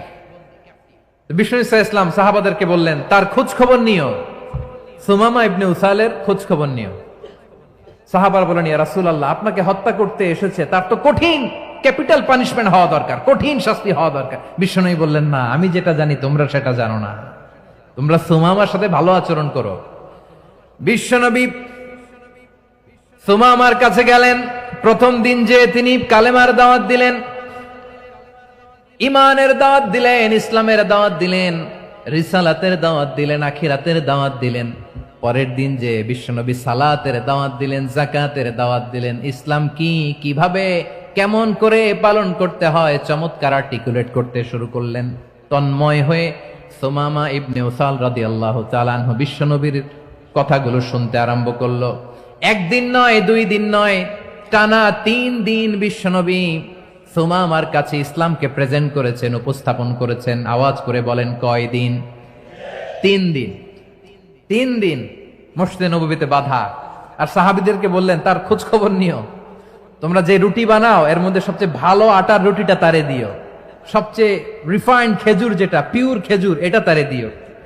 আর বিশ্বনবী নিজের ওট থেকে দুধ দহন করে ওনার বাড়ির এক কর্মচারীকে বলেছেন, দুধ দহন করে সুমামার জন্য নিয়ে যেও। সুবহানাল্লাহ পড়বেন না? সবাই তো অবাক, ইয়ামামা থেকে আসছে নবীকে হত্যা করতে, বিশ্বনবী দেখে তারে জামাই আদর করে, তাকে মজার মজার খাবার দিও, দুধ দিও, আদর আপ্যায়ন করো। 1 দিন নয়, 2 দিন নয়, টানা 3 দিন বিশ্বনবী এভাবে সুমামার কাছে যেয়ে ইসলামকে প্রেজেন্ট করতে আরম্ভ করলেন, ইসলামকে উপস্থাপন করতে শুরু করলেন। আর তাকে চমৎকার এন্টারটেইনমেন্ট, আপ্যায়ন দিতে আরম্ভ করলেন। টানা 3 দিন যখন ইসলামের দ্য বিউটিজ অফ ইসলাম, ইসলামের সুমহান বাণী, সৌন্দর্য তার কাছে উপস্থাপন শেষ, তাকে আপ্যায়ন শেষ, বিশ্বনবী বললেন সাহাবেদেরকে, যাও এবার সুমামার হাতের পায়ের রশি দুটো খুলে দাও। সাহাবারা বললেন, ইয়া রাসূলুল্লাহ, কি বলেন আপনি? ও তো হত্যাকারী, সুযোগ পায় নাই, আপনারে মারতে পারে নাই, ছেড়ে দিলে আবার ও আপনার উপর তলোয়ার নিয়ে ঝাঁপিয়ে পড়বে। নবী, এই সিদ্ধান্ত আপনি নিতে যাবেন না। বিশ্বনবী বললেন, যেটা বলেছি সেটা করো, সুমামার রশিগুলো ছেড়ে দাও, সুমামার হাতে পায়ের রশিগুলো যে তোমরা খুলে দাও। সাহাবারা তর্ক জুড়ে দিলেন, লা ইয়া রাসূলুল্লাহ, এমনটা করবেন না, তো ভয়ঙ্কর ভয়ঙ্কর খুনি, কি জানি কি হয়ে যায়। বিশ্বনবী বললেন, না, তার হাতে পায়ের রশিগুলো খুলে দাও। সাহাবারা বিশ্বনবীর কথা মতো তার হাতে পায়ের রশিগুলো খুলে দিল। সুমামা মুহূর্তের মধ্যে মসজিদে নববী থেকে বের হয়ে ইয়ামামায় ফিরে না যে মসজিদে নববীর পাশে একটা খেজুর বাগান ছিল, সেখানে চলে গেলেন। সেখানে একটা ছোট্ট কুয়া ছিল, কুয়ার পানি দিয়ে তিনি গোসল করলেন। সুবহানাল্লাহ পড়েন। কুয়ার পানি দিয়ে গোসল করে মসজিদে নববীর সামনে এসে বিশ্বনবী এবং সাহাবাদের সামনে দাঁড়িয়ে সাব্বাবা উঁচু করে বললেন, আশহাদু আল্লা ইলাহা ইল্লাল্লাহ ওয়া আশহাদু আন্না মুহাম্মাদান আবদুহু ওয়া রাসূলুহু। আল্লাহু আকবার। আমি সাক্ষ্য দিচ্ছি আল্লাহ ছাড়া কোনো ইলাহ নাই, আর মুহাম্মদ আল্লাহ তাআলার প্রেরিত বান্দা এবং রাসূল। প্রিয় ভাইয়েরা, ইহসান দিয়ে যা জয় করা যায়, কঠোরতা দিয়ে সেটা কঠিনকালেও জয় করা যায় না। আওয়াজ করে বলেন ঠিক কি না? এবার সুমামা দাঁড়িয়ে বলে, ওগো নবী, আমি তো কালিমা পড়ে মুসলমান হয়ে গেলাম, এবার শোনেন, এই মুহূর্তের আগে আপনার চেহারার চাইতে নিকৃষ্ট কোনো চেহারা আমার কাছে ছিল না, কিন্তু শাহাদা পাঠ করার পরে আপনার চেহারার চাইতে উত্তম শ্রেষ্ঠ কোনো চেহারা আমার কাছে আর নাই। ও নবী, আজকের দিনের আগে ইসলাম ধর্মের চেয়ে নিকৃষ্ট অপছন্দনীয় কোনো ধর্ম আমার কাছে ছিল না, কিন্তু এই মুহূর্ত থেকে ইসলামের চেয়ে সেরা শ্রেষ্ঠ পছন্দনীয় কোনো ধর্ম আমার কাছে নাই। নবী গো, আজকের দিনের আগে মদিনার চাইতে অপছন্দনীয় নিকৃষ্ট কোনো শহর আমার কাছে ছিল না, কিন্তু এই মুহূর্তের পর থেকে মদিনার চাইতে কোনো শ্রেষ্ঠ শহর আমার জানা নাই। সে ছিল গমের বড় ডিলার, গম বেচত। কি বেচত? তার গম কিনে মক্কার লোকেরা রুটি খাইতো। সে ঘোষণা দিল, আজকে থেকে মক্কাবাসীদের জন্য সব গম আমি হারাম করে দিলাম, মক্কাবাসী এখন না খেয়ে মরে। সুবহানাল্লাহ পড়বেন না? মক্কাবাসী বিশ্বনবীর কাছে আসলেন, এসে বললেন, মুহাম্মদ, আমরা তো তোমার ভাই, তোমার চাচা, তোমার ভাতিজা, তোমার আত্মীয়, তুমি সুমামারে বলো সে যেন আবার গমের সাপ্লাই মক্কার জন্য অনুমতি দিয়ে দেয়। বিশ্বনবীর অনুমতি ক্রমে সুমামা আবার মক্কাতে গম পাঠাতে শুরু করলো। পড়েন সুবহানাল্লাহ। ইহসান, ইহসান দিয়ে আপনি যেটা জয় করতে পারবেন, you can win the heart of your enemies. ইহসান দিয়ে আপনি আপনার শত্রুর হৃদয়কে জয় করতে পারবেন। আওয়াজ করে বলেন ঠিক কি না? এজন্য আল্লাহ বললেন, ওয়া আনফিকু ফি সাবিলিল্লাহি ওয়ালা তুলকু বিআইদিকুম ইলাত তাহলুকা ওয়া আহসিনু ইন্নাল্লাহা ইউহিব্বুল মুহসিনিন। তোমরা আল্লাহর রাস্তায় দান করবে আর নিজেরা নিজেদেরকে ধ্বংসের হাতে ঠেলে দিও না। তোমরা একে অপরের প্রতি ইহসান করবে, কারণ ইহসানকারীদেরকে আল্লাহ বড্ড ভালোবাসেন। সুবহানাল্লাহ পড়েন। আবার সূরা রহমানে আল্লাহ বললেন, হাল জাযাউল ইহসানি ইল্লাল ইহসান ফাবিআইয়ি আলা, সবাই পড়েন, ফাবিআইয়ি আলাই রাব্বিকুমা তুকাযযিবান। ইহসানের প্রতিদান হিসেবে ইহসানি হয়। বিশ্বনবী সুমামার প্রতি যেমন ইহসান করেছেন, সুমামাও ঠিক তেমন ইহসান ফিরিয়ে দিয়েছে। ঠিক কিনা বলেন? তাহলে এক নম্বরে হচ্ছে আদ, ন্যায় বিচার। দুই নম্বরে সবাই বলেন ইহসান, সদাচরণ। ইহসান দুই ধরনের প্রিয় ভাইরা, ইহসান ফিল ইবাদা, ইহসান ফিল মুআমালা। ইহসান ফিল ইবাদা হচ্ছে একাগ্র অনুভবে ইবাদতে ডুব দেওয়া, এর নাম ইবাদতের ইহসান। সুবহানাল্লাহ পড়েন। বিশ্বনবী বলেন ইহসান মানে কি জানো নাকি? হাদিসে জিবরিলে সাইয়েদনা জিবরিল আলাইহিস সালাম বিশ্বনবীকে বললেন, আখবিরনি আনিল ইহসান। নবী আমাদেরকে বলেন ইহসান মানে কি? বিশ্বনবী বললেন, আনতা আবুদাল্লাহা কাআন্নাকা তারাহু ফাইন লাম তাকুন তারাহু ফাইন্নাহু ইয়ারাক। ইহসান মানে হলো এমন ভাবে তুমি আল্লাহর সামনে নিজেকে উজাড় করে ইবাদত করবে, তুমি ভাববে তুমি আল্লাহকে দেখতে পাচ্ছ। আর এটা যদি ভাবা তোমার জন্য কঠিন হয়ে যায়, অন্তত এতটুকু তুমি ভাববা যে আল্লাহ তোমাকে দেখতে পাচ্ছেন। ঠিক কিনা বলেন? ও আমার বীর চট্টলার ভাইয়েরা, কেউ যেটা দেখে না সেটা দেখে কে? এই বিশ্বাস হৃদয়ের মধ্যে আছে? নামাজে যখন দাঁড়ান এই ফিলিংসটা আনা যাবে? হ্যাঁ, এশার সালাত তো এখনো হয় নাই না? আলোচনা শেষে এশার সালাত এখানে অনুষ্ঠিত হবে, তাই না? আচ্ছা বলুন তো, আমরা এশার সালাত পর্যন্ত বেঁচে থাকবো এই গ্যারান্টি আছে কার কার? হাত তোলেন। কয়েকজন হাত তুলছে পেছনে, না বুঝে তুলে ফেলছে। এশা পর্যন্ত যে আমরা হায়াত পাবো কোনো গ্যারান্টি আছে? সবাই আওয়াজ করে বলেন, গ্যারান্টি আছে? গ্যারান্টি নাই। এজন্য বিষ্ণু ইসলাম বলেছে এমন ভাবে নামাজে দাঁড়াও, ইবাদত করো, মনে করো হতে পারে এটাই আমার জীবনের শেষ নামাজ। Perform the salah as if this is your last and final prayer. এমন ভাবে সালাতে দাঁড়াও, ভাবো হতে পারে এটাই তোমার জীবনের শেষ নামাজ। এমন ভাবে নামাজে দাঁড়াও, ভাবো এটাই শেষ নামাজ। তাহলে নামাজে একাগ্রতা বাড়ায় দিবে কে? ফলে ইবাদতের ইহসান আমাদের অর্জিত হবে। আর মুআমালাতে ইহসান হলো,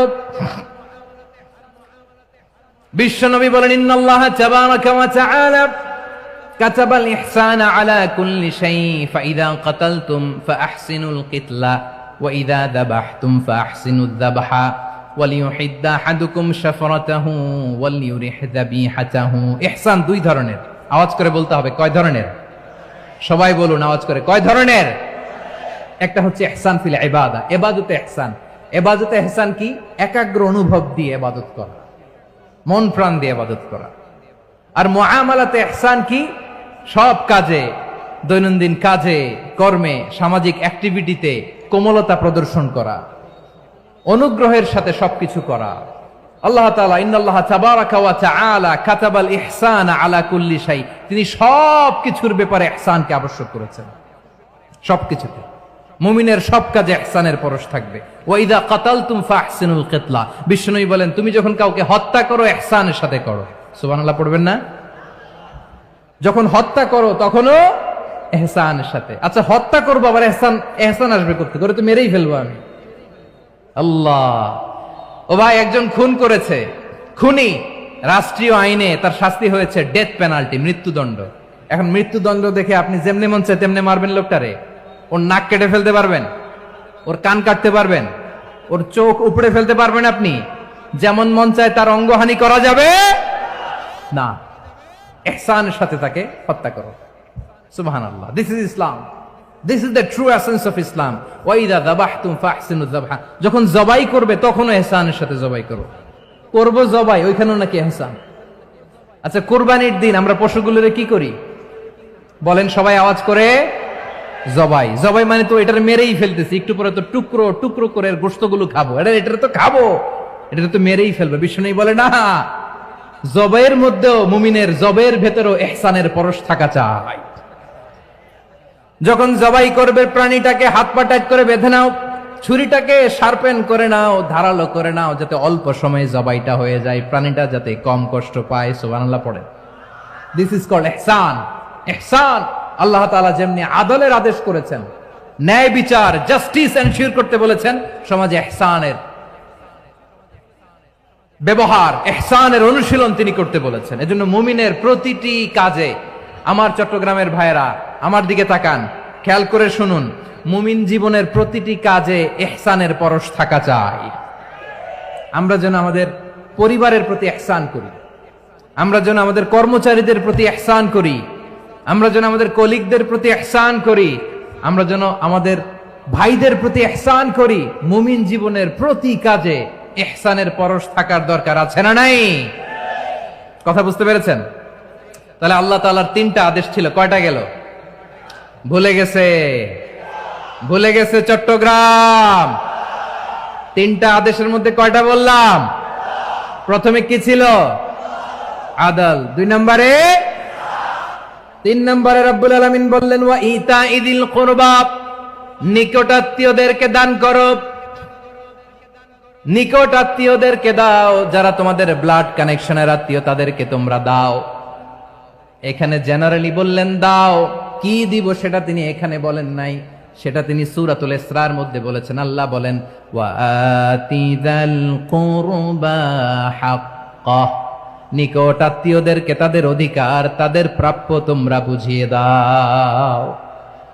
দেখেন, একটা শান্তির সমাজ, একটা সমৃদ্ধ সমাজ, একটা মানবিক সমাজ গঠনের জন্য আল্লাহ তাআলা বেশি না, মাত্র 3টা অর্ডার, 3টা ভার্ডিক্ট তিনি জারি করেছেন। 1 নাম্বার সুশাসন, ন্যায় বিচার। 2 নাম্বার ইহসান। 3 নাম্বার নিকটাত্মীয়, যারা কাছের, তোমার ভেরি ক্লোজ রিলেশনশিপে আছে, তাদেরকে দাও। দাও, দিলে বাড়িয়ে দেয় কে? অনেকে দিতে চায় না, কৃপণতা করে। দিলে বাড়ায় দেয় কে? ও মিয়া, মদিনার মধ্যে সবচাইতে গরিব সাহাবী ছিল বেলাল রাদিয়াল্লাহু তাআলা আনহু। ওনার এন্টায়ার অ্যাসেট, সম্পদের পরিমাণ কতদূর জানেন? একটা লুঙ্গি। বেলাল রাদিয়াল্লাহু তাআলা আনহু, ওনার টোটাল ওয়েলথের এস্টিমেশন হচ্ছে মাত্র একটা লুঙ্গি।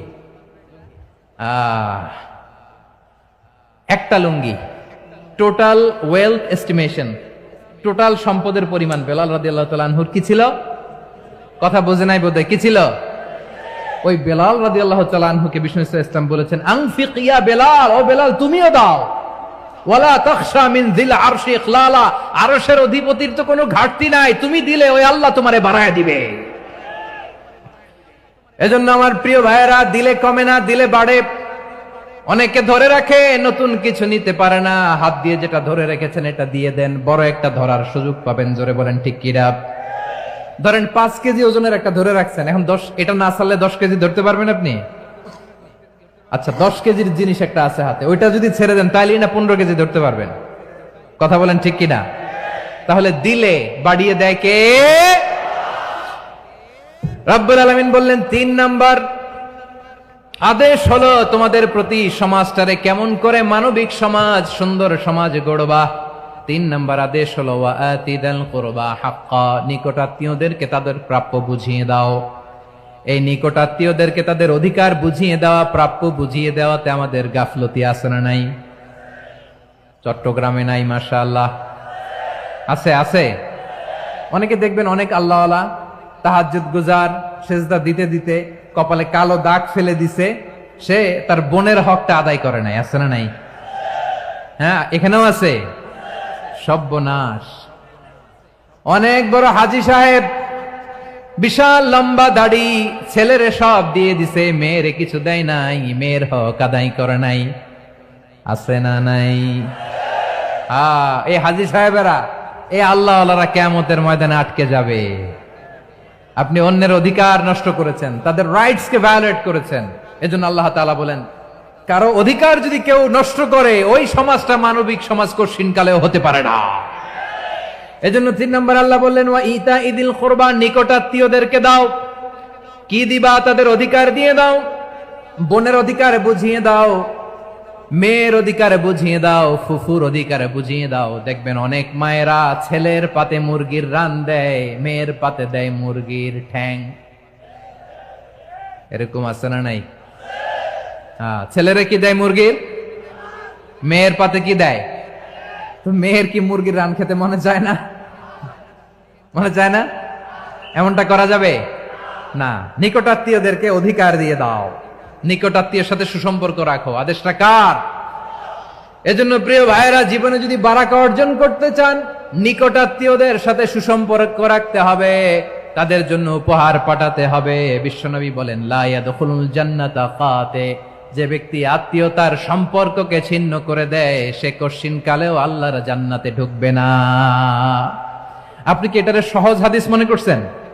এটা সহজ কথা? আপনি ভাবছেন আপনার নামাজ আপনারে বাঁচাতে পারবে, আপনার রোজা বাঁচাতে পারবে, আপনার তাহাজ্জুদ আপনারে বাঁচাতে পারবে? অধিকার নষ্ট করলে কিছুই আপনারে বাঁচাতে পারবে না। এজন্য নিকট আত্মীয়দেরকে দিতে হবে বেশি বেশি। বিশ্বনবী বলেন, ইন্না সাদাকাতা আলাল মিসকিনি সাদাকা ওয়া আলা যির রাহিমি ইসনাতান সাদাকাতুন ওয়া সিলা। মিসকিন রে দান করলে শুধু দানের সওয়াব হয়, নিকট আত্মীয়কে দান করলে দুইটার সওয়াব হয়। সাদাকার সওয়াব হয়, আবার আত্মীয়তার বন্ধন অটুট রাখার সওয়াব হয়ে যায়।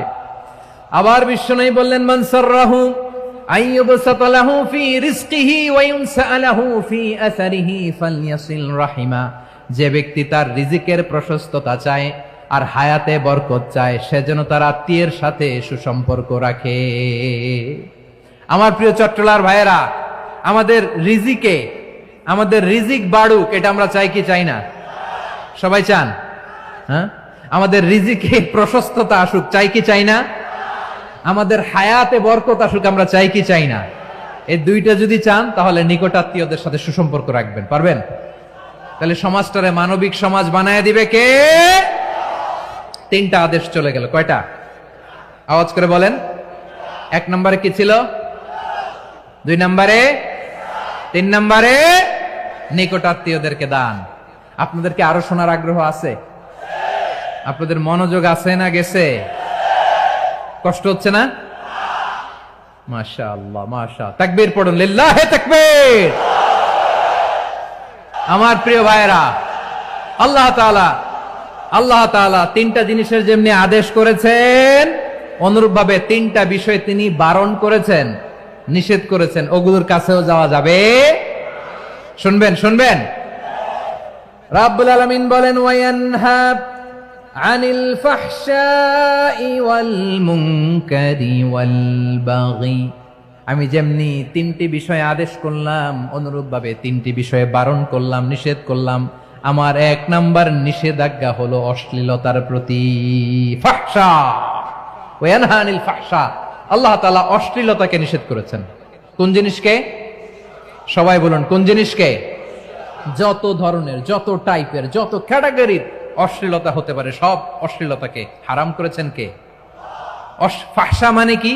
কথায়, কাজে, আচরণে, কমেন্ট, ফেসবুকের কমেন্টসে যত ধরনের নোংরামো আছে, যত ধরনের অশ্লীলতা আছে, এটাকে আরবিতে বলে ফাহশা। এটাকে কি বলে? রাব্বুল আলামিন বলেন, কুল ইন্নামা হারামা রাব্বিয়াল ফাওয়াহিশা মা যাহারা মিনহা ওয়া মা বাতান। ও নবী, আপনি বলে দেন, আমার রব প্রকাশ্য, অপ্রকাশ্য, স্পষ্ট কিংবা অস্পষ্ট, দৃশ্যমান কিংবা অদৃশ্যমান সব অশ্লীলতাকে হারাম করেছেন। সব ধরনের অশ্লীলতা হারাম, সব ধরনের। আল্লাহ তাআলা আমাদেরকে অশ্লীলতা থেকে বাঁচান, অশ্লীলতা থেকে তিনি আমাদেরকে হেফাজত করুক। পড়েন আমিন। এবার বলেন, আমাদের সমাজে অশ্লীলতা আছে না নাই? চট্টগ্রামে নাই? আমি কই নাই, ওনারা বলে আছে। দেখছেন, আমি সামহাও বাঁচায় দেওয়ার ট্রাই করতেছি, ওনারা বলে আছে। অশ্লীলতা নানা ভাবে, নানা নামে, নানা মোড়কে আমাদের সমাজে আছে না নাই? সংস্কৃতির নামে, ফ্যাশনের নামে, বিনোদনের নামে, উপন্যাসের নামে, কনসার্টের নামে অশ্লীলতা আছে না নাই? আপনি দেখেছেন কনসার্টগুলোর অবস্থা? এই যে আতিফ আসলাম যে আসছে আমাদের দেশে, তারপর কে কে আসছে, আমাদের তরুণ তরুণীরা, আমাদের যুবক যুবতীরা, আমাদের জেনজিরা, কি অবস্থা ওইখানে? হ্যাঁ, কি অবস্থা? কে বাঁচাবে ওদের? কে রক্ষা করবে ওদের ইমানের, ওদের চরিত্রের হেফাজতের গ্যারান্টি কে দিবে? কনসার্টের নামে অশ্লীলতা আছে না নাই? ছেলে মেয়ে একে অপরকে জড়ায় ধরতেছে, একে অপরকে চুমো খাচ্ছে প্রকাশ্যে, দিবালোকে, গণমানুষের সামনে। আল্লাহ তাআলা এই অশ্লীলতা থেকে আমাদেরকে বেঁচে থাকতে বলেছেন, বেঁচে থাকতে বলেছেন। রূপালী জগতের নামে অশ্লীলতা আছে না নাই? এই টার্মটা আপনারা জানেন না? রূপালী জগৎ কি জগৎ? আসলে কি রূপালী জগৎ না অন্ধকার জগৎ? আমার বোনেরা, আপনাদেরকে যে কি বলে তারা বুঝায়, রূপালী জগৎ শুনেই আপনি ভরকে যাবেন না। রূপালী জগতে যে নারী যত বেশি উলঙ্গ সে নাকি তত বেশি সাহসী। জানেন, বলে এটা একটা সাহসী নারী, খুব সাহসী পদক্ষেপ তার। যত বেশি শরীর থেকে কাপড় নামাতে পারবে, যত বেশি বস্ত্রহীন হয়ে নিজেকে প্রেজেন্ট করতে পারবে, সে নাকি তত বেশি সাহসী। ও আমার চট্টলার ভাইয়েরা, শয়তানের প্রথম এজেন্ডা ছিল বনি আদমকে বস্ত্রহীন করা। সে আদম এবং হাওয়া আলাইহিস সালামকে নিষিদ্ধ গাছের ফল খাইয়ে তাদেরকে বস্ত্রহীন করেছে। এই জামিনেও সে আমাদেরকে বস্ত্রহীন করতে চাইবে। এই রূপালী জগতের নামে তারা এটা করে। আমার প্রিয় বোনেরা, আপনি জানেন না আপনার দাম কত। ওরা আপনাদেরকে বিজ্ঞাপনের সস্তা পণ্য বানাতে চায়। ওরা আপনাদেরকে ওদের ভোগের লিপসার টুলস বানাতে চায়। ওরা আপনাদেরকে দিয়ে ওদের খায়েশ পূরণ করতে চায়। এটা আপনাদের জন্য মোটেও ডিগনিটি নয়, এটা আপনাদের জন্য সম্মান নয়। আপনার সম্মান শালীনতায়, আপনার সম্মান হেজাবে, আপনার সম্মান ভদ্রতায়, আপনার সম্মান আপনার ডিসেন্ট পোশাকে। পোশাক বলে দেয় এই নারীটা ভদ্র না অভদ্র। পোশাক বলে দেয় এই মেয়েটা কোন ঘরের মেয়ে। আওয়াজ করে বলেন ঠিক কিনা? আপনি জানেন না, আপনারা এই সস্তা পণ্য বানায়, ভোগের পণ্য, বিলবোর্ডে আপনাকে উলঙ্গ করে উপস্থাপন করে। এই অশ্লীলতার সাথে ইসলামের কোন সম্পর্ক। এজন্য আল্লাহ বলেন, আমি অশ্লীলতাকে হারাম করেছি। অশ্লীলতাকে হারাম করার প্রথম কারণ হলো এর মাধ্যমে মানবতাকে অপমানিত করা হয়। কারণ মানুষের সম্মান মানুষের পোশাকে। মানুষ যখন পোশাকহীন হয়ে যায়, বস্ত্রহীন হয়ে যায়, তার সম্মান কমে যায়, ঠিক কিনা? অশ্লীলতাকে হারাম করার প্রথম কারণ হচ্ছে মানুষ মানুষকে অপমান করে। একটা নারী, সে তো সম্মানিত, নারী যে কত সম্মানিত নারীরা এটা বুঝেই নাই। বিশ্বনবী বলেন, আর দুনিয়া কুল্লুহা মাতা ওয়া খায়রু মাতা'আদ দুনিয়া আল মারআতুস সালিহা। আমার বোনেরা, 5টা প্যান্ডেলে আপনারা এলইডিতে আমার আলোচনা শুনছেন, আমি জানি। আপনাদের এই গর্ভ যে কত দামি আপনি জানেন না। আপনার পেট থেকেই আসবে আগামী দিনের সালাহুদ্দিন আল আইয়ুবী। আপনার পেট থেকেই আসবে অনাগত দিনের ইমাম মাহদী আল মুনতাযর। আপনার পেট থেকেই আসবে অনাগত দিনের ফয়সাল, ওয়াসিম, মুগ্ধ, আবু সাইদের মতো বীর যোদ্ধা।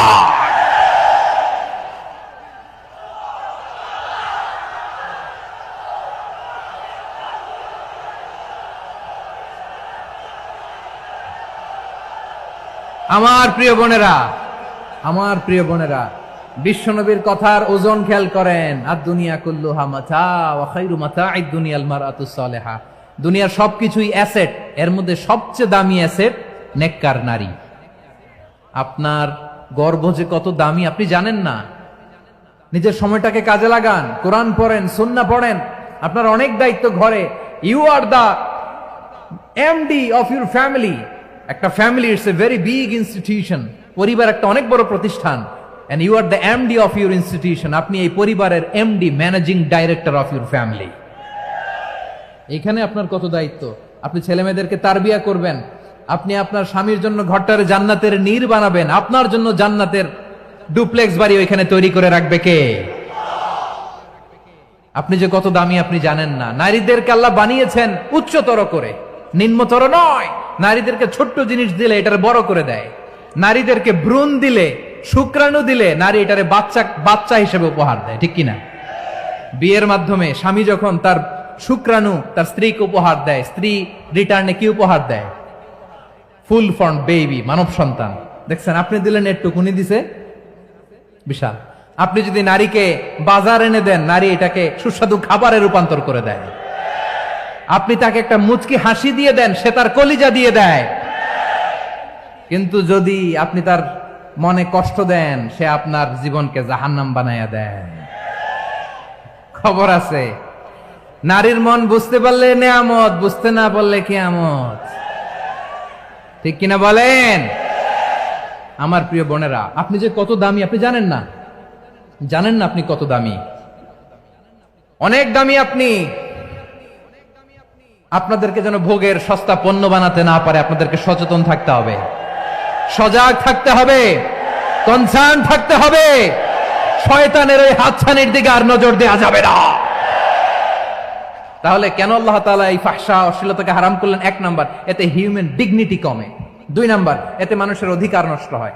আপনি বিয়ে করেছেন, এরে পরকিয়া করেন, ওর সাথে এরকম আছে না নাই? স্ত্রীর অধিকার নষ্ট করেছেন। আপনি বিবাহ সম্পর্কে আবদ্ধ হয়েছেন তার সাথে, আপনি পরকিয়া করেন ওই ছেলের সাথে, আপনি আপনার হাজবেন্ডের সাথে বিট্রে করেছেন। এজন্য আল্লাহ অশ্লীলতাকে হারাম করেছে। অশ্লীলতাকে হারাম করার আরেকটা কারণ হচ্ছে আল্লাহ তাআলা এই হিউম্যান জেনারেশনকে এটাকে প্রিজার্ভ করতে চায়। হিফজুন নাসল, এটা মাকাসিদুশ শরিয়ার অনেক গুরুত্বপূর্ণ একটা মাকাসিদ, অনেক গুরুত্বপূর্ণ। আপনার নাসল, আপনার জেনারেশনকে সংরক্ষণ করা। এই যে আসতেছে ফেব্রুয়ারি, কত ফেব্রুয়ারি জানো? এটা কি বিশ্ব ভালোবাসা দিবস? হ্যাঁ, কি দিবস? এই বিশ্ব ভালোবাসা দিবসের সাথে মুসলমানদের কোনো সম্পর্ক নাই। আমার প্রিয় ভাইরা, এই যে আপনি অবৈধ সম্পর্কে জড়ালেন, কেন আল্লাহ অশ্লীলতাকে হারাম করেছে দেখেন। বলতেছিলাম যে এটা আপনার নাসল, আপনার জেনারেশন, আপনার লিনিয়েজ, আপনার বংশকে প্রিজার্ভ করা। কে কার বাবা, কে কার মা, বাবা মা জানা, প্রজন্মকে প্রিজার্ভ করা, এটা ইসলাম ওয়াজিব করে দিয়েছে। এই যে অবৈধ সম্পর্কের কারণে, বিশ্ব বেহায়া দিবসের কারণে, এগুলোর আউটকাম আউটপুট হিসেবে মাঝে মাঝে ঢাকা মেডিকেলের ডাস্টবিনে নবজাতকের বাচ্চার কান্নার আওয়াজ শুনতে পাওয়া যায়। চট্টগ্রাম মেডিকেলের ডাস্টবিনে নবজাতকের কান্না শুনতে পাওয়া যায়। বীর চট্টলার মুসলমানেরা বুঝতে পারলে আওয়াজ করে বলেন, এই যে চট্টগ্রাম মেডিকেলে যে নবজাতকটা পাওয়া গেল, ওর বাবাকে আমাকে বলেন, ওর বাবাকে, ওর মাকে, ও কোন ফ্যামিলির সন্তান কেউ জানে? আপনি হিউম্যান ডিগনিটিকে অপমান করেছেন না? আপনি তার ভবিষ্যৎকে অন্ধকার করেছেন না? আপনি তার লিনিয়েজকে প্রশ্নবিদ্ধ করে দিয়েছেন না? এই জন্য আল্লাহ তাআলা অশ্লীলতাকে আমাদের জন্য হারাম করে দিয়েছেন। পড়েন সুবহানাল্লাহ। এই জন্য রাব্বুল আলামিন বলেন, কুল ইন্নামা হারামা রাব্বিয়াল ফাওয়াহিশা মা যাহারা মিনহা ওয়া মা বাতান। প্রকাশ্য অপ্রকাশ্য সব অশ্লীলতাকে হারাম ঘোষণা করে দিয়েছে কে? আবার দুনিয়ার বুকে যারা অশ্লীলতার প্রসার করে তাদের জন্য শাস্তি মজুদ রেখেছে কে? রব্বুল আলামিন বলেন, ইন্নাল্লাযীনা ইউহিব্বুনা আন তাশিআল ফাহিশাতু ফিল্লাযীনা আমানু লাহুম আযাবুন আলীমুন ফিদ দুনিয়া ওয়াল আখিরাতি ওয়াল্লাহু ইয়ালামু ওয়া আনতুম লা তা'লামুন। নিশ্চয়ই যারা বিশ্বাসীদের মাঝে অশ্লীলতার প্রচার প্রসার করতে চায় তাদের জন্য আমি মর্মন্তুদ শাস্তি প্রস্তুত করে রেখেছি, দুনিয়াতেও রেখেছি, আখিরাতেও রেখেছি। ঘোষণাটা কার? যারাই নাটকের নামে, সিনেমার নামে, রূপালী জগতের নামে, মুভির নামে, ওটিটি প্ল্যাটফর্মের নামে আমার সমাজে অশ্লীলতা ছড়াতে চায় তাদের জন্য কঠিন মর্মন্তুদ শাস্তি মজুদ রেখে দিয়েছে কে? ও আমার বোনেরা, এখনো আপনি জাগবেন না? এখনো আপনার চিন্তার দুয়ারে এখনো নাড়া পড়ে নাই? ওরা আপনাকে উলঙ্গ বানাতে চায়, ওরা আপনাকে আইটেম গার্ল বানাতে চায়। এজন্য ইসলাম অশ্লীলতাকে হারাম করেছে। হারাম। ইসলাম বলেছে যোজন যোজন দূরে থাকো, ওরা বলে না কাছে আসো, কাছে আসার গল্প, ক্লোজ আপ ওয়ান, কাছে আসার গল্প আছে না নাই? চট্টগ্রামে তো এগুলো নাই মাশাআল্লাহ।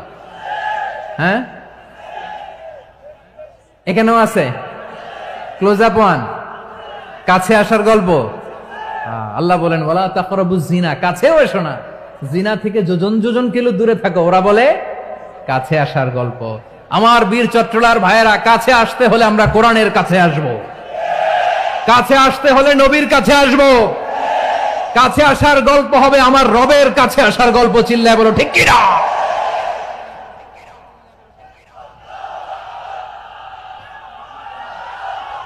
বসুন বসুন আমার ভাইয়েরা। তাহলে অশ্লীলতার সাথে আমাদের কোনো সম্পর্ক? সবাই বলতে পারেননি, আওয়াজ করে বলুন, অশ্লীলতার সাথে আমাদের কোনো সম্পর্ক? আমরা এই সমস্ত ক্লোজ আপ ওয়ান, কাছে আসার গল্পের প্রোগ্রামে যাব? আমরা কোন ধরনের অশ্লীল কন্টেন্ট সোশ্যাল মিডিয়ায়, টিভিতে দেখব? কি যুগ যে আমরা কাটাচ্ছি আপনি কল্পনা করতে পারবেন না। পর্ন ইন্ডাস্ট্রি, নারী পুরুষের বস্ত্রহীন যুগল দৃশ্য, এটাকে দিয়ে ওরা কোটি ডলারের ইন্ডাস্ট্রি বানিয়েছে।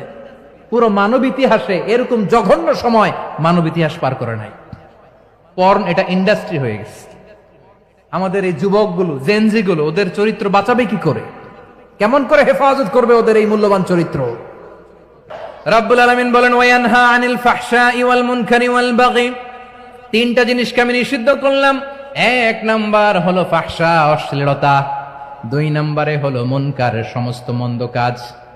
আপনাদের মনোযোগ আছে না? শেষ করে দিব? আর 2-1 মিনিট শুনবেন? আচ্ছা বলি তাহলে, আর 2-1 মিনিট। তাহলে নিষেধাজ্ঞা জারি করেছেন তিনটা জিনিসের উপর। এক নাম্বার কি? ফাহশা, অশ্লীলতা। দুই নাম্বার মুনকার। মুনকার মানে হচ্ছে যত মন্দ কাজ, খারাপ কাজ, বাজে কাজ, এটার বলে মুনকার। এটার কি বলে? আপনারা পড়ছেন না, তা'মুরুনা বিল মা'রুফি ওয়া তানহাউনা আনিল মুনকার। ভালো কাজের আদেশ, সৎ কাজের আদেশ, অসৎ কাজের নিষেধ। মুনকার, মুনকার হচ্ছে মানুষের স্বাভাবিক বিবেকবোধ যেটাকে খারাপ বলে, ওইটাই মুনকার। পৃথিবীর সব আসমানি গ্রন্থ যেটাকে খারাপ বলেছে, মানুষের স্বাভাবিক বিবেকবোধ যেটাকে খারাপ বলেছে, এগুলো সব মুনকার। যেমন ইফটিজিং, এটা কি ভালো না খারাপ? মজুদদারি, খাদ্যে ভেজাল দেওয়া, ওজনে কম দেওয়া, মাছে ফরমালিন মিশানো, চাঁদাবাজি, টেন্ডারবাজি, দখলবাজি, এগুলো আমাদের স্বাভাবিক বিবেকেই বলে এগুলো খারাপ, এগুলো হচ্ছে মুনকার। আল্লাহ তাআলা এই মুনকার থেকে আমাদেরকে বেঁচে থাকতে বলেন, আর শয়তান এই মুনকারের প্রতি আমাদেরকে উদ্বুদ্ধ করে। আল্লাহ তাআলা বললেন ইয়া আইয়ুহাল্লাযীনা আমানু লা তাত্তাবিউ খুতুওয়াতিশ শাইতান ফাইন ওয়া মান ইয়াত্তাবি' খুতুওয়াতিশ শাইতানি ফাইন্নাহু ইয়া'মুরু বিল ফাহশাই ওয়াল মুনকার।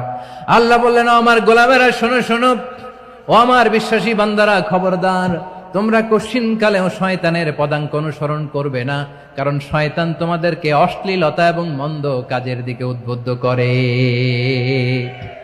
আমাদের কাজ হচ্ছে শয়তান আমাদেরকে যেদিকে নিতে চায় আমরা তার উল্টা দিকে যাব, ঠিক কিনা বলে? শয়তান এই মন্দ কাজকে আমাদের কাছে বিউটিফাই করে, চাকচিক্যময় করে আমাদের সামনে উপস্থাপন করে। এজন্য আল্লাহ বলেন মুনকারকে থামাতে হবে, মুনকার প্রতিরোধ করতে হবে। মুনকার প্রতিরোধের দায়িত্ব শুধু আমাদের নাকি? শুধু আপনার খতিব সাহেবের, ইমাম সাহেবের, নাকি মুসলিম উম্মার সবার?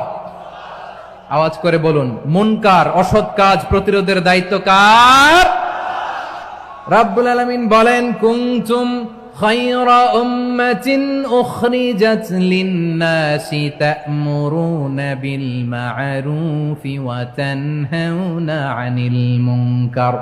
তোমাদেরকে শ্রেষ্ঠ জাতি করে জমিনের মধ্যে আবির্ভূত করা হয়েছে, যাতে করে তোমরা জমিনের ভেতরে সৎ কাজের আদেশ করতে পারো আর অসৎ কাজের নিষেধ করতে পারো। উম্মা কুনতুম খায়রা, তাহলে গোটা উম্মার দায়িত্ব, এটা বুঝতে পারছেন তো? আচ্ছা, আরো নিচে আসেন। এরপরে আল্লাহ বললেন শুধু উম্মা না, এই জমিনের রাজত্ব আমি যাদের হাতে দেই, এই জমিনের মালিক আমি যাদেরকে বানিয়ে দেই, যাদেরকে আমি সরকারের দায়িত্ব দেই, তাদেরকেও মুনকার প্রতিরোধের দায়িত্ব দিয়েছে কে? আল্লাহ বলেন যারা ক্ষমতার মসনদে বসেছে তাদেরকে 4 দফা কর্মসূচি আমি আল্লাহ দিলাম। আওয়াজ করে বলেন কয় দফা? আল্লাহ বলেন আল্লাযীনা ইম্মাক্কান্নাহুম ফিল আরদি আকামুস সালাতা ওয়া আতাউয যাকাতা ওয়া আমারু বিল মা'রুফি ওয়া নাহাউ আনিল মুনকার ওয়ালিল্লাহি আকিবাতুল উমুর। যারা এই জমিনের উত্তরাধিকার হয়েছে তারা 4 দফা কর্মসূচি নিয়ে সামনে আগাবা। সালাত কায়েম করবা, যাকাত আদায় করবা, সৎ কাজের আদেশ দিবা, অসৎ কাজ থেকে মুনকার প্রতিরোধ করবা। আদেশটা কার? আমার প্রিয় চট্টলার ভাইরা, পুরো উম্মার দায়িত্ব মুনকার প্রতিরোধ করা, সরকার প্রধানের দায়িত্ব মুনকার প্রতিরোধ করা। এরপর আল্লাহ বলেন প্রতিটা ফ্যামিলির যিনি প্রধান সিইও বাবা, প্রত্যেক বাবারও দায়িত্ব এই মুনকার প্রতিরোধ করা। আওয়াজ করে বলেন ঠিক কিনা? যেমনটি সাইয়েদনা লুকমান আলাইহিস সালাম ওনার কলিজার টুকরা সন্তানকে আদেশ করেছেন, ইয়া বুনাইয়া আকিমিস সালাতা ওয়া'মুর বিল মা'রুফি ওয়ানহা আনিল মুনকার। পড়েন সুবহানাল্লাহ। বাবা ছেলেকে সবক দিচ্ছে। কে সবক দিচ্ছে? কাকে? লুকমান আলাইহিস সালাম ছেলেকে বলতেছে, ওরে আমার কলিজার টুকরা সন্তান, ওরে আমার বাছা, নামাজ কায়েম করবা, সৎ কাজের আদেশ দিবা, আর মুনকার প্রতিরোধ করবা, অসৎ কাজ সমাজ থেকে খারাপ কাজকে ঝেঁটে বিদায় করে দিবা। তাহলে দেখেন আমি স্টেপ বাই স্টেপ নামলাম। পুরা উম্মার দায়িত্ব, জমিনের উত্তরাধিকারী আল্লাহ যাদেরকে বানিয়েছেন সরকার, তাদের দায়িত্ব, প্রতিটি ফ্যামিলির প্রধানের দায়িত্ব। এরপরে বিশ্বনবী বলেন সচেতন প্রতিটি মুসলিমের দায়িত্ব সমাজ থেকে মুনকারকে উৎখাত করা। বিশ্বনবী বলেছেন মান রাআ মিনকুম মুনকারান ফালিয়ুগাইয়িরহু বিয়াদিহি فإن لم يستطع فبلسانه وإن لم يستطع فبقلبه وذلك أضعف الإيمان। সমাজে যে মুনকার দেখবে, খারাপ কাজ দেখবে, সেজন্য হাত দিয়ে সেটাকে থামায়। কি দিয়ে? আপনাদের তো হাত নাই না? হাত আছে, হাত আছে। ওরা যেই হাত দিয়ে অন্যায় করে ওইটা প্রতিরোধের জন্য আমাদেরও হাত আছে না নাই? থামাতে হবে, থামাতে হবে।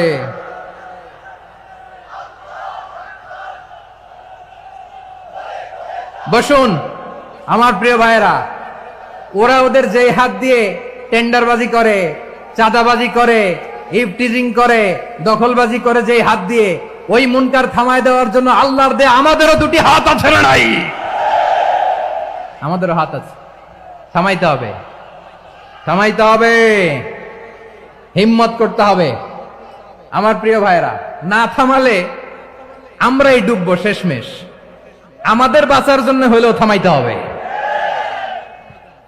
রব্বুল আলামিন বলেন ওয়াত্তাকু ফিতনাতাল লা তুসিবান্নাল্লাযীনা যালামু মিনকুম খাসসা। ও আমার গোলামেরা, ওই আযাবকে ভয় করো যে আযাব যখন আমি জমিনের বুকে পাঠাই শুধু জালেমদেরকেই মারি না, আলেমদেরকেও মারি। আযাব যখন আসে তখন শুধু জালিমই মরে না, আলেমও মরে। জানেন মুসা আলাইহিস সালামের পায়ে একবার একটা লাল পোকা কামড় দিয়েছে, লাল পিঁপড়া। লাল পিঁপড়া কামড় দিলে খুব আরাম লাগে না? কি লাগে? হ্যাঁ, জলে না? লাল একটা পিঁপড়া কামড় দিছে, তো উনি রেগে মেগে পাশি দেখে লাল পিঁপড়ার বাসা, পা দিয়ে ডলে মুছে সবগুলো পিঁপড়া মেরে ফেলছে। এই ঘটনাটা আল্লাহ ঘটিয়েছেন এজন্য মুসা আলাইহিস সালাম ছিলেন কালিমুল্লাহ, সরাসরি আল্লাহর সাথে কথা বলতেন। তিনি আল্লাহকে জিজ্ঞেস করেছিলেন, আল্লাহ তুমি যখন কোন জনপদে আযাব পাঠাও, শাস্তি দাও, ওখানকার শুধু জালেমরাই তো মরে না, ভালো মানুষগুলাও মরে, তো আযাব দিবা মুশরিকদের উপর দিবা, অবাধ্যদের উপর দিবা, ভালো মানুষগুলারে মারো কেন? আল্লাহ বললেন মুসা তোমার যে কামড় দিছিল পায়ের মধ্যে পিঁপড়া, কয়টা পিঁপড়া? জোরে বলেন। একটা পিঁপড়া, সবগুলারে মারলা কেন? রেগে মেগে পুরো পিঁপড়ার বাসা ভেঙে মেসাকার করলা কেন? এই মুসা, আমি যখন অ্যাকশনে যাই, আমি যখন শাস্তি দেই, তখন এত বাস বিচার করা হয় না, বাস বিচার করা যায় না। যখন অ্যাকশনে যাওয়া হয় ওইটা ডাইরেক্ট অ্যাকশন হয়ে যায়। চিল্লায় বলো ঠিক কি না?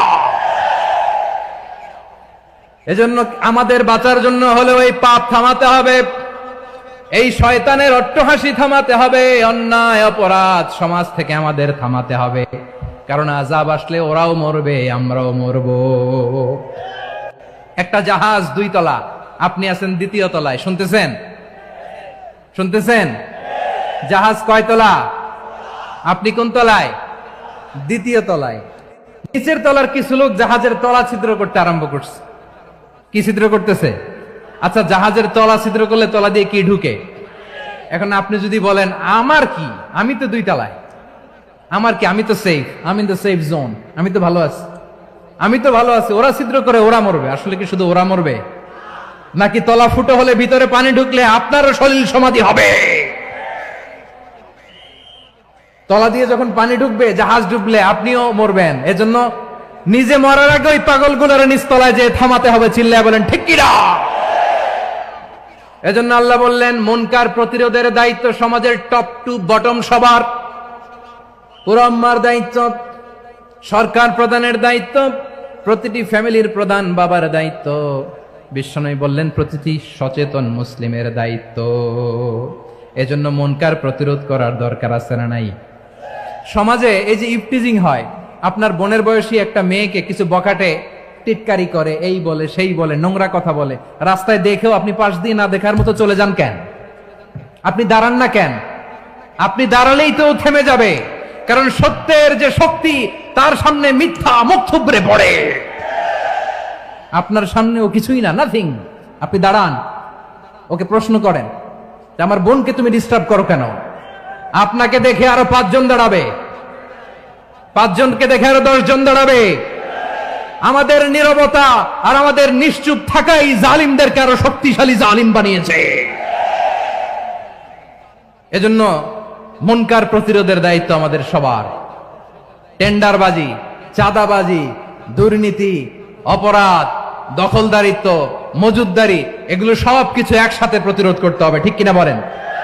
একটা মানবিক সমাজ যদি চাই, প্রতিরোধ করতে হবে। প্রিয় ভাইয়েরা, আল্লাহর শপথ নিয়ে বলি, এই নাসিহাত গুলো সবার জন্য, সব দলের জন্য, সব মতের মানুষের জন্য। আমরা কোন দলের প্রতি মানুষকে ডাকি না, আমরা ডাকি ইসলামের দিকে। সব দলের, সব মতের, সব মানুষদেরকে আমরা আহ্বান জানাই, আসুন আমরা একটা সুন্দর সমাজ বিনির্মাণ করি। এই যে নতুন বাংলাদেশের এক সুযোগ এসেছে, আর জীবনে হয়তো আসবে না, সামনের 100 বছরে এই সময় আসবে না। আসুন দেশটাকে আমরা সাজাই, আসুন আমরা দুর্নীতি বন্ধ করি, আসুন আমরা চাঁদাবাজি বন্ধ করি, আসুন আমরা দখলদারিত্ব বন্ধ করি, আসুন আমরা এক দল আরেক দলকে নিশ্চিহ্ন করার যে রাজনীতি, এটা বন্ধ করি। সব দলের প্রতি আমার আহ্বান। আমি কিছুদিন আগে একটা নিউজ দেখলাম, ওই যে লন্ডনে বসে জনাব তারেক রহমান সাহেবকে আমি ধন্যবাদ দিতে চাই। উনি সংবাদ শোনা মাত্রই ওনার দলের অনেক চাঁদাবাজকে উনি বহিষ্কার করেছে। I do appreciate. প্রতিটি দলের এরকম ইনিশিয়েটিভ নেওয়ার দরকার আছে না নাই? যে কোনো দলে এই প্র্যাকটিসটা থাকার দরকার আছে না নাই? চাঁদাবাজদের সাথে আপনারা নিজেদেরকে মুক্ত ঘোষণা করবেন যে এরা আমার দলের কর্মী হতে পারে না।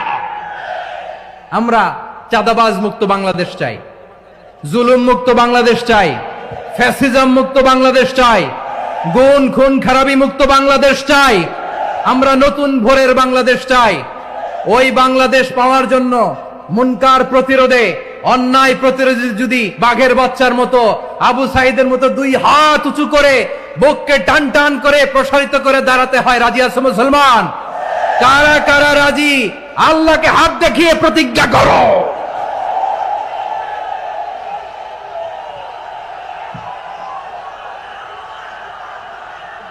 আমার প্রিয় ভাইয়েরা, বসুন বসুন আমার ভাইয়েরা। রাব্বুল আলামিন বলেন, ওয়ায়ানহা আনিল ফাহশাই ওয়াল মুনকারি ওয়াল বাগি ইয়াইযুকুম লাআল্লাকুম তাযাক্কারুন। বসুন। আল্লাহ বললেন, আমি অশ্লীলতাকে নিষেধ করি, আমি সব ধরনের মন্দ কাজকে নিষিদ্ধ করি, সব শেষে আমি সীমা লঙ্ঘনকে তোমাদের জন্য নিষিদ্ধ করি। আলোচনা মনে আছে তো, না ভুলে গেছেন? নিষিদ্ধ করেছেন কয়টা জিনিস? 1 নম্বরে অশ্লীলতা, 2 নম্বরে মুনকার তথা সব মন্দ কাজ, 3 নম্বরে আল বাগি, সীমা লঙ্ঘন, ক্রসিং দ্য লিমিট। সীমা লঙ্ঘন করা ভালো না। We all should know our limits. চিল্লায় বলেন ঠিক কিনা? একই আয়াতে আল্লাহ বললেন, কুল ইন্নামা حرم ربي الفواحش ما ظهر منها وما بطن والإثم والبغي بغير الحق। অন্যায় ভাবে যে অবাধ্য হয়, যে সীমা লঙ্ঘন করে, তাদেরকেও আমি এটা হারাম করে দিলাম। সীমা লঙ্ঘন করা হারাম, সীমা লঙ্ঘন করা হারাম। আল্লাহ বারবার আমাদেরকে ওয়ার্নিং দেয়। যখন আমরা থামি না তখন আল্লাহ ধরে, আর যখন ধরে তখন ছাড়ে না। ধরে না, ধরলে আল্লাহ।